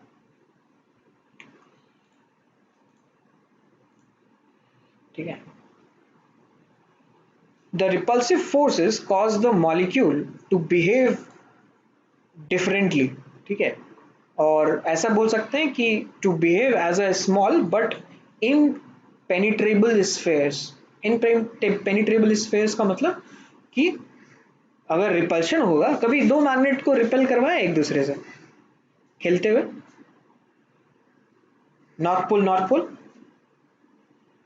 हाँ सर। कभी वो टच करता है क्या खुद से, मतलब अगर आपने उसको फोर्स लगाया हुआ है तब तो वो टच कर जाएगा, लेकिन अगर मान लो कि एक मैग्नेट का नॉर्थ पोल मैं दूसरे मैग्नेट के नॉर्थ पोल के पास ले जा रहा हूँ तो देखा ना कैसे रिपेल करता है, वो भाग जाता है उस जगह अपनी जगह से, है ना।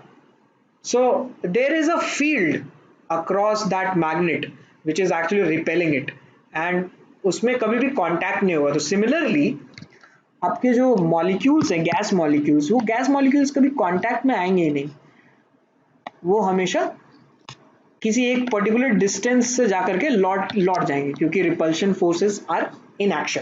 सो that is what it means by impenetrable spheres, ठीक है, मतलब ये एक इमेजिनरी स्फेयर बना करके रखेगा अपने अक्रॉस, जिसको क्रॉस नहीं किया जा सकता, ठीक है, by any other molecules. So direct contact तो अब पिक्चर में ही नहीं है, ठीक है। केटीजी में हम लोग अभी डायरेक्ट कांटेक्ट करा रहे थे मॉलिक्यूल्स का, और ये कह रहे थे कि इलास्टिक कोलिजन होगा, ठीक है, लेकिन हाँ अभी भी इलास्टिक कोलिजन हो रहा है बट डायरेक्ट कांटेक्ट नहीं होगा, एक इमेजिनरी बाउंड्री होगी मॉलिक्यूल्स के आसपास, उसको कोई भी दूसरा मॉलिक्यूल क्रॉस नहीं कर पाएगा, okay? So the volume occupied by molecules at also becomes significant, because instead of moving in volume v, these are restricted to certain less amount of volume which is v minus nb, ठीक है, जो कि nb आपका जो है एक approximation term है या फिर करेक्शन टर्म है, ठीक है। सो देखते हैं करेक्शन टर्म क्या होता है। सो नॉर्मली क्या था कि हमारा जो फ्री वॉल्यूम था that was the volume of the container which is the ideal volume minus sum correction term, ठीक है। और हम लोगों ने हाई प्रेशर जोन में देखा भी था कि वॉल्यूम किसका ज़्यादा होता है, वॉल्यूम आपका जो है रियल गैस का ज़्यादा होता है, ठीक है। सो this is nothing but this is representing the volume of the real gas which is the free volume, ठीक है। तो यहाँ पे कंसिडर करिए कि हमारे पास एक मॉलिक्यूल है और इसके पास इसके सराउंडिंग में एक इनपेनिट्रेबल स्फेयर है जो कि एक इमेजिनरी स्फेयर है, ठीक है। इसको कोई, जैसे मैंने बोला कि कोई दूसरा मॉलिक्यूल क्रॉस नहीं कर पाएगा, ठीक है, दिस इज द एंड। और अगर मैं इसका डिस्टेंस r मानूं, इस मॉलिक्यूल का या इस एटम का डिस्टेंस r, ठीक है, तो आप ये सोचो कि जब कोई दो मॉलिक्यूल आपस में टकराएंगे, जैसे कि यहाँ पे टकरा रहे हैं, है ना, ये दो मॉलिक्यूल आपस में टकरा रहे हैं, तो first and the last thing is कि molecule is not any more a point mass. KTG में बोल दिया था ना हम लोगों ने, the molecule is considered to be point mass, लेकिन अब यहाँ पे पॉइंट मास नहीं है, it has certain volume, right. So it means that कि जो दूसरा मॉलिक्यूल होगा, ये दूसरा मॉलिक्यूल इस इमेजिनरी स्फेयर के अंदर आ ही नहीं सकता। अभी तो आप बोलोगे कि सर आया तो है अंदर, है ना, दिख तो रहा है मुझे ये वॉल्यूम जो कि इसके अंदर है, लेकिन हम लोग जो बात कर रहे हैं, I am saying this statement on the basis of the centre of the mass, ठीक है। कि centre of the mass of the molecule will be lying in the centres. ठीक है, कैलकुलेशन के लिए अभी भी हम लोग मॉलिक्यूल्स को जो है वो पॉइंट मास मान सकते हैं, जिस तरीके से फिजिक्स में मानते हैं आप। ठीक है, कोई भी मास m का ब्लॉक लेते हैं, उसको मूव करवाते हैं, FBD बनाते हैं, तो सेंटर ऑफ मास के अक्रॉस बनाते हैं हम लोग। ठीक है, सिमिलरली यहाँ पे भी हम लोग यही कह रहे हैं कि अगर इसका सेंटर ऑफ मास इस स्फीयर के अंदर नहीं आ सकता, इस स्फीयर के अक्रॉस जा सकता है, कोई दिक्कत नहीं, लेकिन इसके अंदर नहीं आ सकता, तो इसका मतलब है कि इस मॉलिक्यूल के लिए ये वाला जो स्फीयर है, imaginary sphere, that is a excluded volume. ठीक है, बाकी दूसरे मॉलिक्यूल्स इस वॉल्यूम में नहीं आ पाएंगे। ठीक है, तो हमको इसी को कैलकुलेट करना है। ठीक है, तो जैसे देखो कि अगर volume V1 which is 1 is the volume of this molecule, ठीक है, इज 4/3 पाई आर क्यूब, तो इस इमेजिनरी लाइन का वॉल्यूम कितना हो जाएगा, ये इमेजिनरी स्फीयर का वॉल्यूम कितना हो जाएगा, 4/3 पाई 2r क्यूब, क्योंकि इसका जो रेडियस है वो आपका 2r है। ठीक है, तो यहाँ से जब आप इसको सॉल्व करोगे तो ये क्या आ जाएगा, 8 बाहर आ जाएगा, which is nothing but that is 8v1। Okay, और वॉल्यूम एक्सक्लूडेड पर मॉलिक्यूल, ये दो मॉलिक्यूल के लिए हम लोगों ने जो है ये निकाला हुआ है 8v1, एक मॉलिक्यूल के लिए कितना आ जाएगा 4v1। ठीक है, तो हमारे पास जो एक्सक्लूडेड वॉल्यूम आया पर मोल that is 4Na into V1, अगर पर मॉलिक्यूल बोलेंगे तो ये होगा 4v1। ठीक है, और पर मोल बोलेंगे तो दैट विल बी 4NaV1। ठीक है, so B is nothing but B is excluded volume which has the value of 4NaV1 या 4V पर मॉलिक्यूल के टर्म में बोलेंगे तो। ठीक है, इसीलिए हमारे पास जो वॉल्यूम करेक्शन टर्म है, इसमें V में या टोटल वॉल्यूम में या वॉल्यूम ऑफ द कंटेनर में कुछ सब्ट्रैक्ट करना पड़ेगा हम लोगों को, है ना। हाँ बोलो, कुछ बोल रहा था कोई।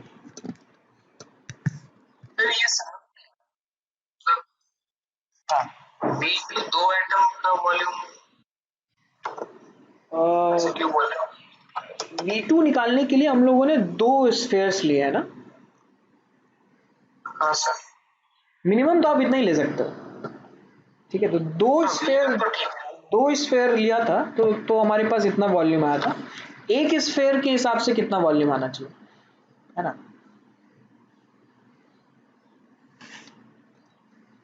आ रहा समझ में सर वॉल्यूम, सर पहले वॉल्यूम फ्री मतलब वॉल्यूम आइडियल गैस का वॉल्यूम ले रहे हैं? नहीं, वॉल्यूम फ्री मतलब जो मेरे पास फ्री वॉल्यूम बचा हुआ है, volume of the container minus volume of the gas molecules, वो मेरे पास फ्री वॉल्यूम है। ठीक है, अच्छा आप इमेजिन करो, हाँ वही मैं कह रहा हूँ, चलो ठीक है और एक्सप्लेन करते थोड़ा। इमेजिन करो कि मतलब आप एक गैस पार्टिकल हो और आप जो है you can roam around here and there, ठीक है, and you have also a centre of mass. अब वो सेंटर ऑफ मास जहाँ पे भी जाएगा मैं बोलूँगा कि you can go to that point in your room, जहाँ पे भी आप बैठे हो। ठीक है, आप ये इमेजिन करके देखो कि आपका सेंटर ऑफ पॉइंट क्या कॉर्नर में जा सकता है क्या, किसी एक कॉर्नर में। ठीक है, राइट हैंड अपर कॉर्नर देख लो अपने रूम का, उस कॉर्नर पे क्या सेंटर ऑफ मास जा सकता है किसी ह्यूमन बॉडी का? कॉर्नर में नहीं जा सकता ना, because there is certain boundaries, right. So this is also one of the boundary of the gases molecules. इसको और अच्छे से समझते हैं, चलो कंसीडर करिए कि हमारे पास एक कंटेनर है, उस कंटेनर में मेरे पास गैस मॉलिक्यूल्स के दो ही मॉलिक्यूल हैं। ठीक है, दो एटम है, दो एटम या दो मॉलिक्यूल गैस पार्टिकल, है ना। एक पार्टिकल को क्या किया मैंने, एक पार्टिकल पे मैंने यहाँ पे कील ठोक दी। ठीक है, इस पे आई, इसमें मैंने इसको कील से ठोक दिया, फिक्स कर दिया कि भाई ये अब यहाँ से मूव नहीं करेगा, ये यहीं रहेगा।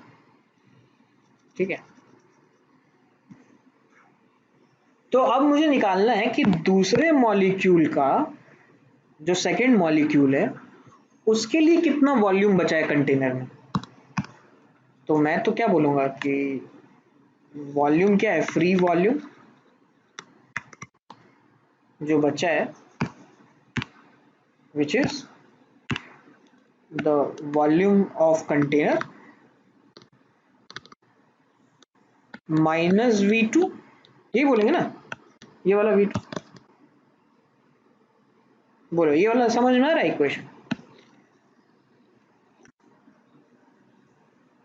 सर वो वॉल्यूम बाहर वाला को भी क्यों इंक्लूड कर रहे हैं? क्योंकि उसका सेंटर ऑफ मास इसके अंदर जा ही नहीं सकता,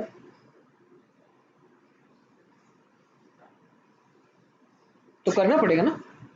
मैं ये क्वेश्चन, मेरा ये क्वेश्चन है कि हाँ सर वो बोले सेंटर ऑफ मास क्यों कर सकता, मतलब कुछ पार्ट तो आ रहा है।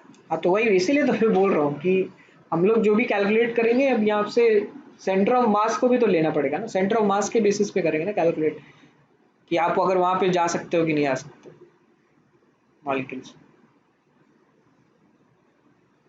ये तो इसके अंदर तो और नहीं आ सकता ना मॉलिक्यूल्स का। What I am asking is, चलो let's take it step by step, okay. What I am asking is कि जो मेरे पास मैंने कंसिडर किया था अभी एक सिनेरियो कि एक गैस कंटेनर है, उसमें दो पार्टिकल है, दो मॉलिक्यूल या दो एटम। एक एटम को मैंने कील से ठोक दिया है। मैं ये पूछ रहा हूँ आपसे कि दूसरा पार्टिकल कितने वॉल्यूम में मूव कर सकता है।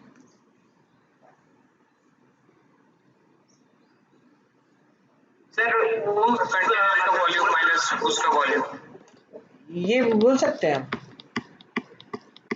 V of the container minus V2, right, यही होगा। इतने वॉल्यूम में मुझे ये वॉल्यूम भी लेना पड़ेगा, ये पूरा वाला वॉल्यूम, क्योंकि आपका पार्टिकल तो आ नहीं रहा है इस वॉल्यूम के अंदर, उसका पार्टिकल का पार्ट आ रहा है, पूरा का पूरा पार्टिकल नहीं आ रहा, ठीक है। सो ये जो आपका this is known as excluded volume, right.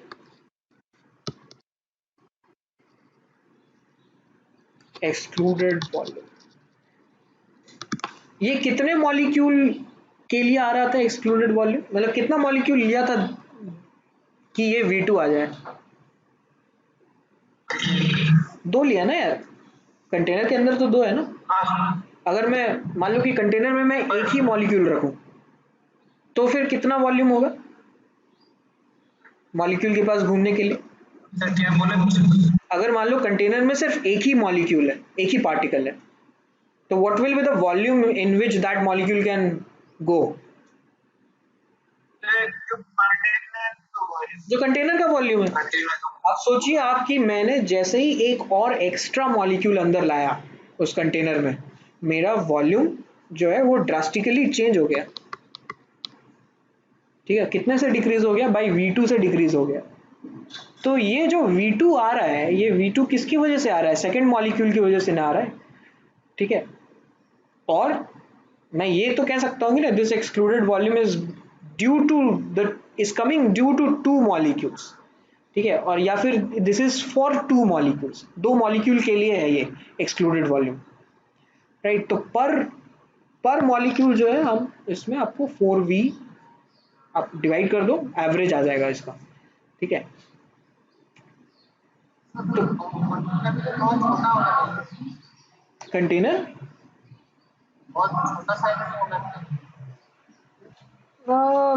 Not necessarily, container पे हम लोग क्यों लगा रहे हैं कुछ भी, मतलब कंस्ट्रेंट्स क्यों लगा रहे हैं हम कंटेनर में। कंटेनर से तो हमको कोई लेना देना नहीं है, हमें बस ये देखना है कि मॉलिक्यूल्स कितने वॉल्यूम, कितना वॉल्यूम ऑक्यूपाई कर पाएंगे, क्योंकि मॉलिक्यूल्स का भी कुछ वॉल्यूम है, ठीक है। अब वही वॉल्यूम हम निकाल रहे हैं, करेक्शन टर्म हम लोग निकाल रहे हैं उसमें से कि भाई कितना एक्सक्लूडेड वॉल्यूम होगा, एक मॉलिक्यूल कितने वॉल्यूम में नहीं जा पा रहा है, ठीक है।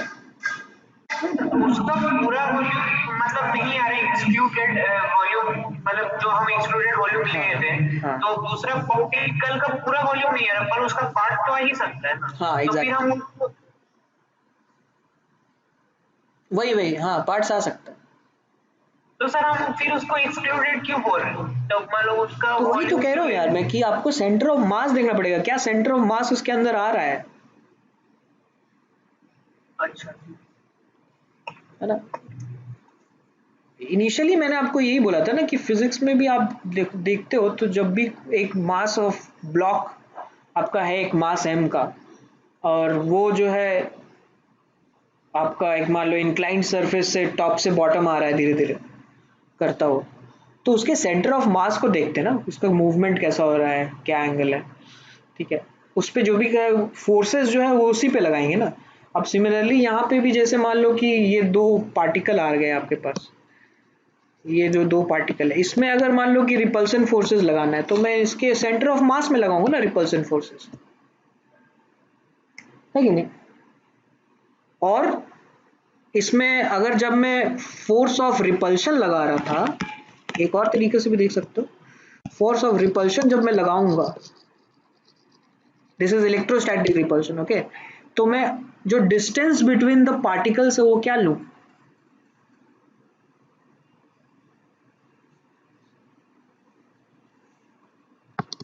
हम्म, 2r हो जाएगा मतलब एक हाँ 2r होगा ना।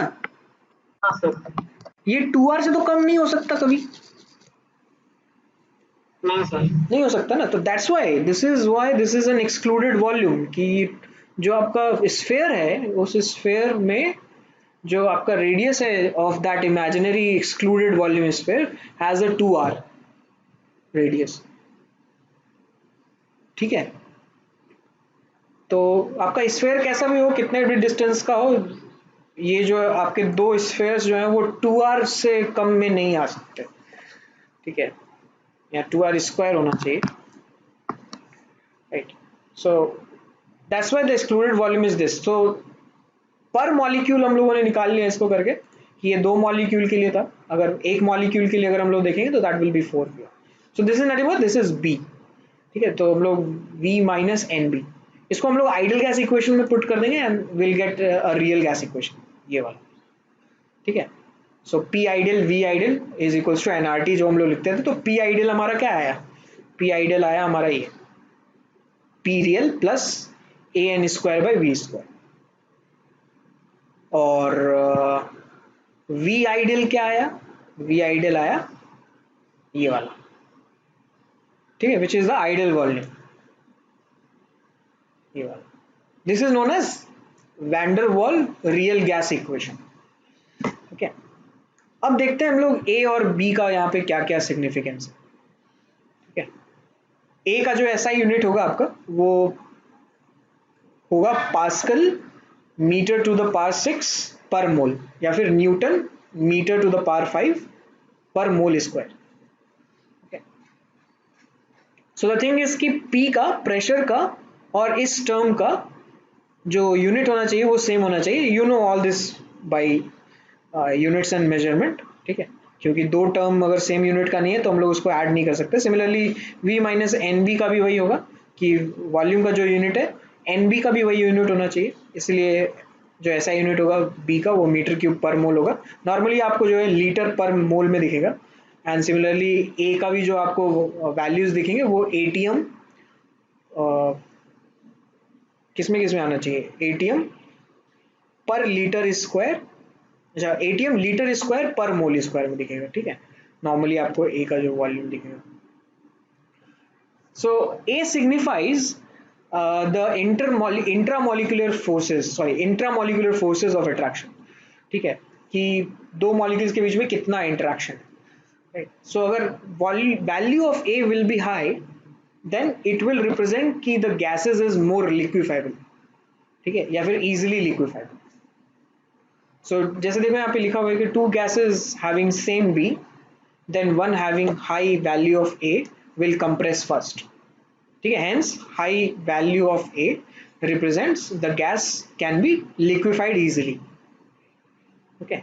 b represents the co-volume or the excluded volume and it is a measure of the effective size of the particles, और अगर इसका वैल्यू ज्यादा होगा b का वैल्यू तो लिक्विफिकेशन में दिक्कत होगा, ठीक है। So high value of b will represent कि the gas is less liquefied. हम लोग यहाँ पे a का जो एक्सप्रेशन है या a का जो वैल्यू है वो हम लोग प्रेडिक्ट भी कर सकते हैं, ठीक है। प्रेडिक्ट कैसे कर सकते हैं वो देखो, जैसे मान लो कि HCl गैस है, ठीक है, और हमारे पास मान लो CO2 गैस है, ठीक है, इन दोनों में से ए का वैल्यू किसके लिए ज्यादा होगा?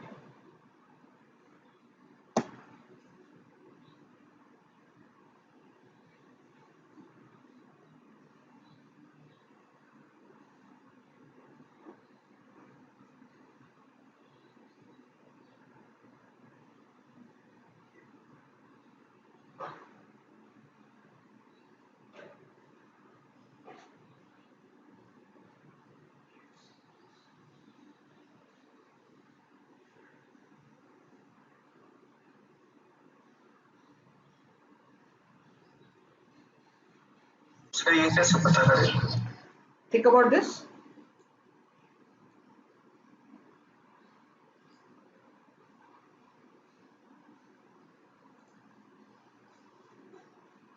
Yes Puja, you are absolutely right, very good. So कैसे कह रहे हैं पूजा ये कि इसका ही ज्यादा होगा?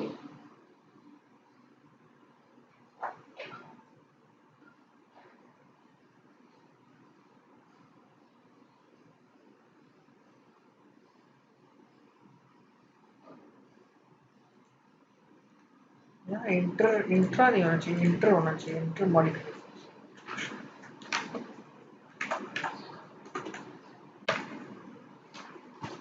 Think about this intermolecular force of attraction, किस में ज्यादा होगा? HCl में इंटरमॉलिक्यूलर फोर्स ज्यादा होगा या CO2 में ज्यादा होगा?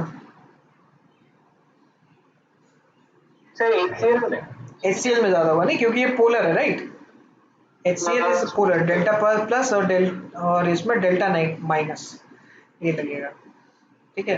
whereas CO2 is considered to be non polar, ठीक है, इसका पोलैरिटी या डाइपोल मोमेंट जीरो आएगा, तो इसीलिए HCl का जो वैल्यू ऑफ A है दैट विल बी मोर। ये जो है आपका HCl का ज्यादा होगा, ठीक है। तो इस तरीके से हम लोग प्रेडिक्ट कर सकते हैं on the basis of the intermolecular forces of attraction, right.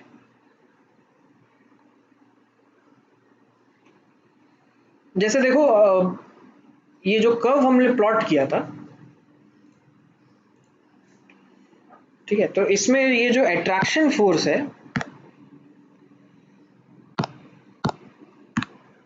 ये कौन से कांस्टेंट की वजह से है? ए की वजह से है या बी की वजह से है?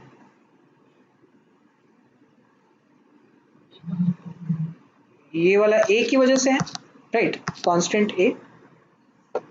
और जो रिपल्सिव फोर्सेस है, ठीक है, वो बी की वजह से है, ठीक है। अगर ए एग्जिस्ट करता है तो ये वाला ये पार्ट भी एग्जिस्ट करेगा, ठीक है ना। और अगर बी एग्जिस्ट करता है तो ये पार्ट भी एग्जिस्ट करेगा। समझ में आ रहा है मैं क्या बोल रहा हूं? If there is a value of A that means कि ग्रीन वाला जो पार्ट है, ग्रीन वाला जो लाइन है वो एग्जिस्ट करेगा ए की वजह से, और बी की वजह से ये वाला एग्जिस्ट करेगा, ठीक है। ऑन द सेम बेसिस अगर मान लो कि एक ऐसा क्वेश्चन मैं दे दूं आपको कि इसमें वैंडरवाल गैस इक्वेशन में मैंने कुछ चेंजेस कर दिए, और इक्वेशन है हमारे पास ये P into V minus B R T, तो इसके कोरोस्पॉन्डिंग कौन सा कर्व होना चाहिए एनर्जी वर्सेस आर का?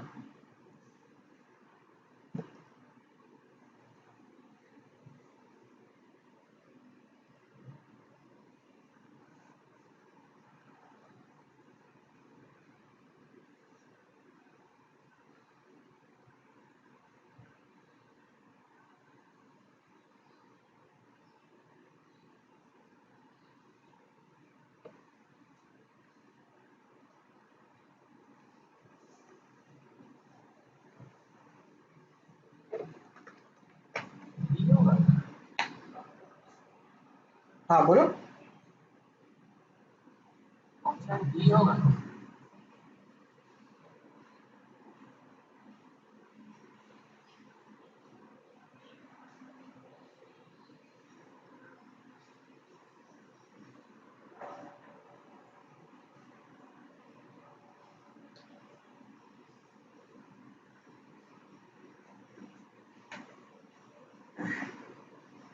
सोचो थोड़ा।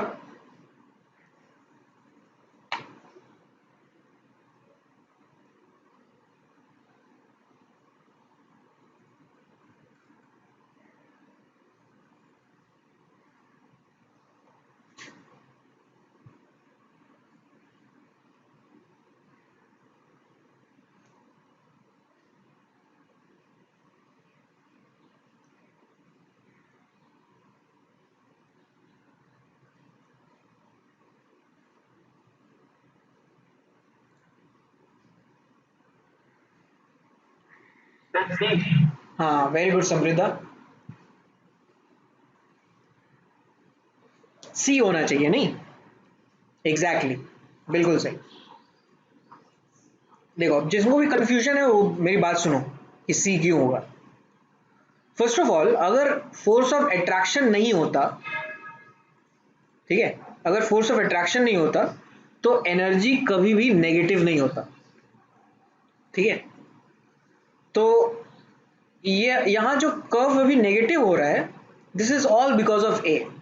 और इवन इसके बाद भी जो कर्व नेगेटिव वैल्यू में है, एनर्जी के नेगेटिव वैल्यू में, ठीक है, इसके बाद भी ये जो वैल्यू है ये भी तो अभी भी तो नेगेटिव ही है ना, लेकिन दिस इज रिप्रेजेंटिंग कि it is going up towards positive value, right. तो अभी भी ये नेगेटिव इसीलिए है क्योंकि ए था, राइट, ए की वजह से ही ये सब हो रहा है, ये सब ए की मेहरबानी है। ये वैल्यू अगर ए नहीं होता तो ये जो कर्व है, ये कर्व आपको नीचे दिखेगा ही नहीं, ये वाला part.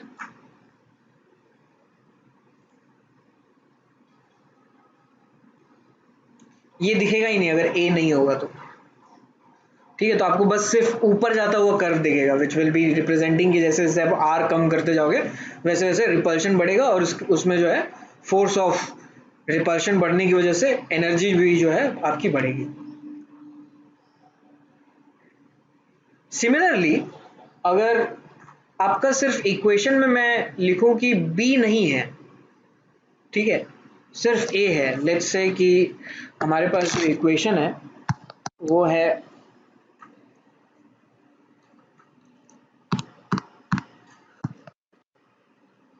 P plus an square by v square into v is equals to nRT, ये इक्वेशन है, ठीक है। तो अब इसका कर्व कैसे बनेगा, एक बार आप बना के देखो इसका कर्व, फिर मैं बताता हूँ।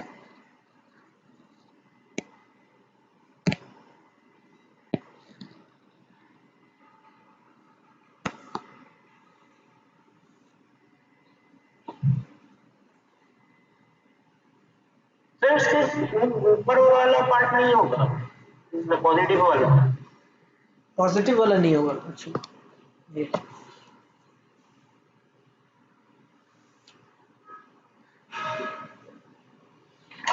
ब्लैक पोर्शन नहीं होगा। एग्जैक्टली, पूरा ब्लैक पोर्शन भी नहीं होगा, ठीक है। सर क्यों, एक की वजह से इफेक्ट तो रहेगा ना सर, उधर जो मतलब ब्लैक वाला तो नीचे से जब ऊपर जा रहा है तो वो मतलब नेगेटिव है एक की वजह से, तो वो तो रहना चाहिए। लेकिन वो फिर नीचे से ऊपर क्यों जा रहा है, आप ये सोचो, बी की वजह से। अच्छा, है ना। ये एक पॉइंट पे आकर के मिनिमा अचीव कर लिया उसने, तो फिर मिनिमा के बाद वो फिर ऊपर क्यों जा रहा है, इसीलिए तो जा रहा है, राइट, बी की वजह से। तो इसीलिए जब आपका सिर्फ बी नहीं है तो इसका मतलब रिपल्शन नहीं है, सिर्फ अट्रैक्शन ही है, ठीक है। तो आप कितना भी क्लोज रखोगे, कितना भी क्लोज ले जाओगे दो पार्टिकल को, तो वो हमेशा ही अट्रैक्शन फोर्स की वजह से उसका एनर्जी जो है वो डिक्रीज करता रहेगा, ठीक है। This is energy versus R, ठीक है, वो कभी रिपेल ही नहीं करेगा एक दूसरे को, ठीक है। सो इसीलिए जब आपका ए है और जब आपका बी नहीं है या ए नहीं है तो ऐसे कर्व जो आप लोग प्लॉट कर सकते हो। तो यस, इसका जो आपका आंसर हो जाएगा वो सी हो जाएगा।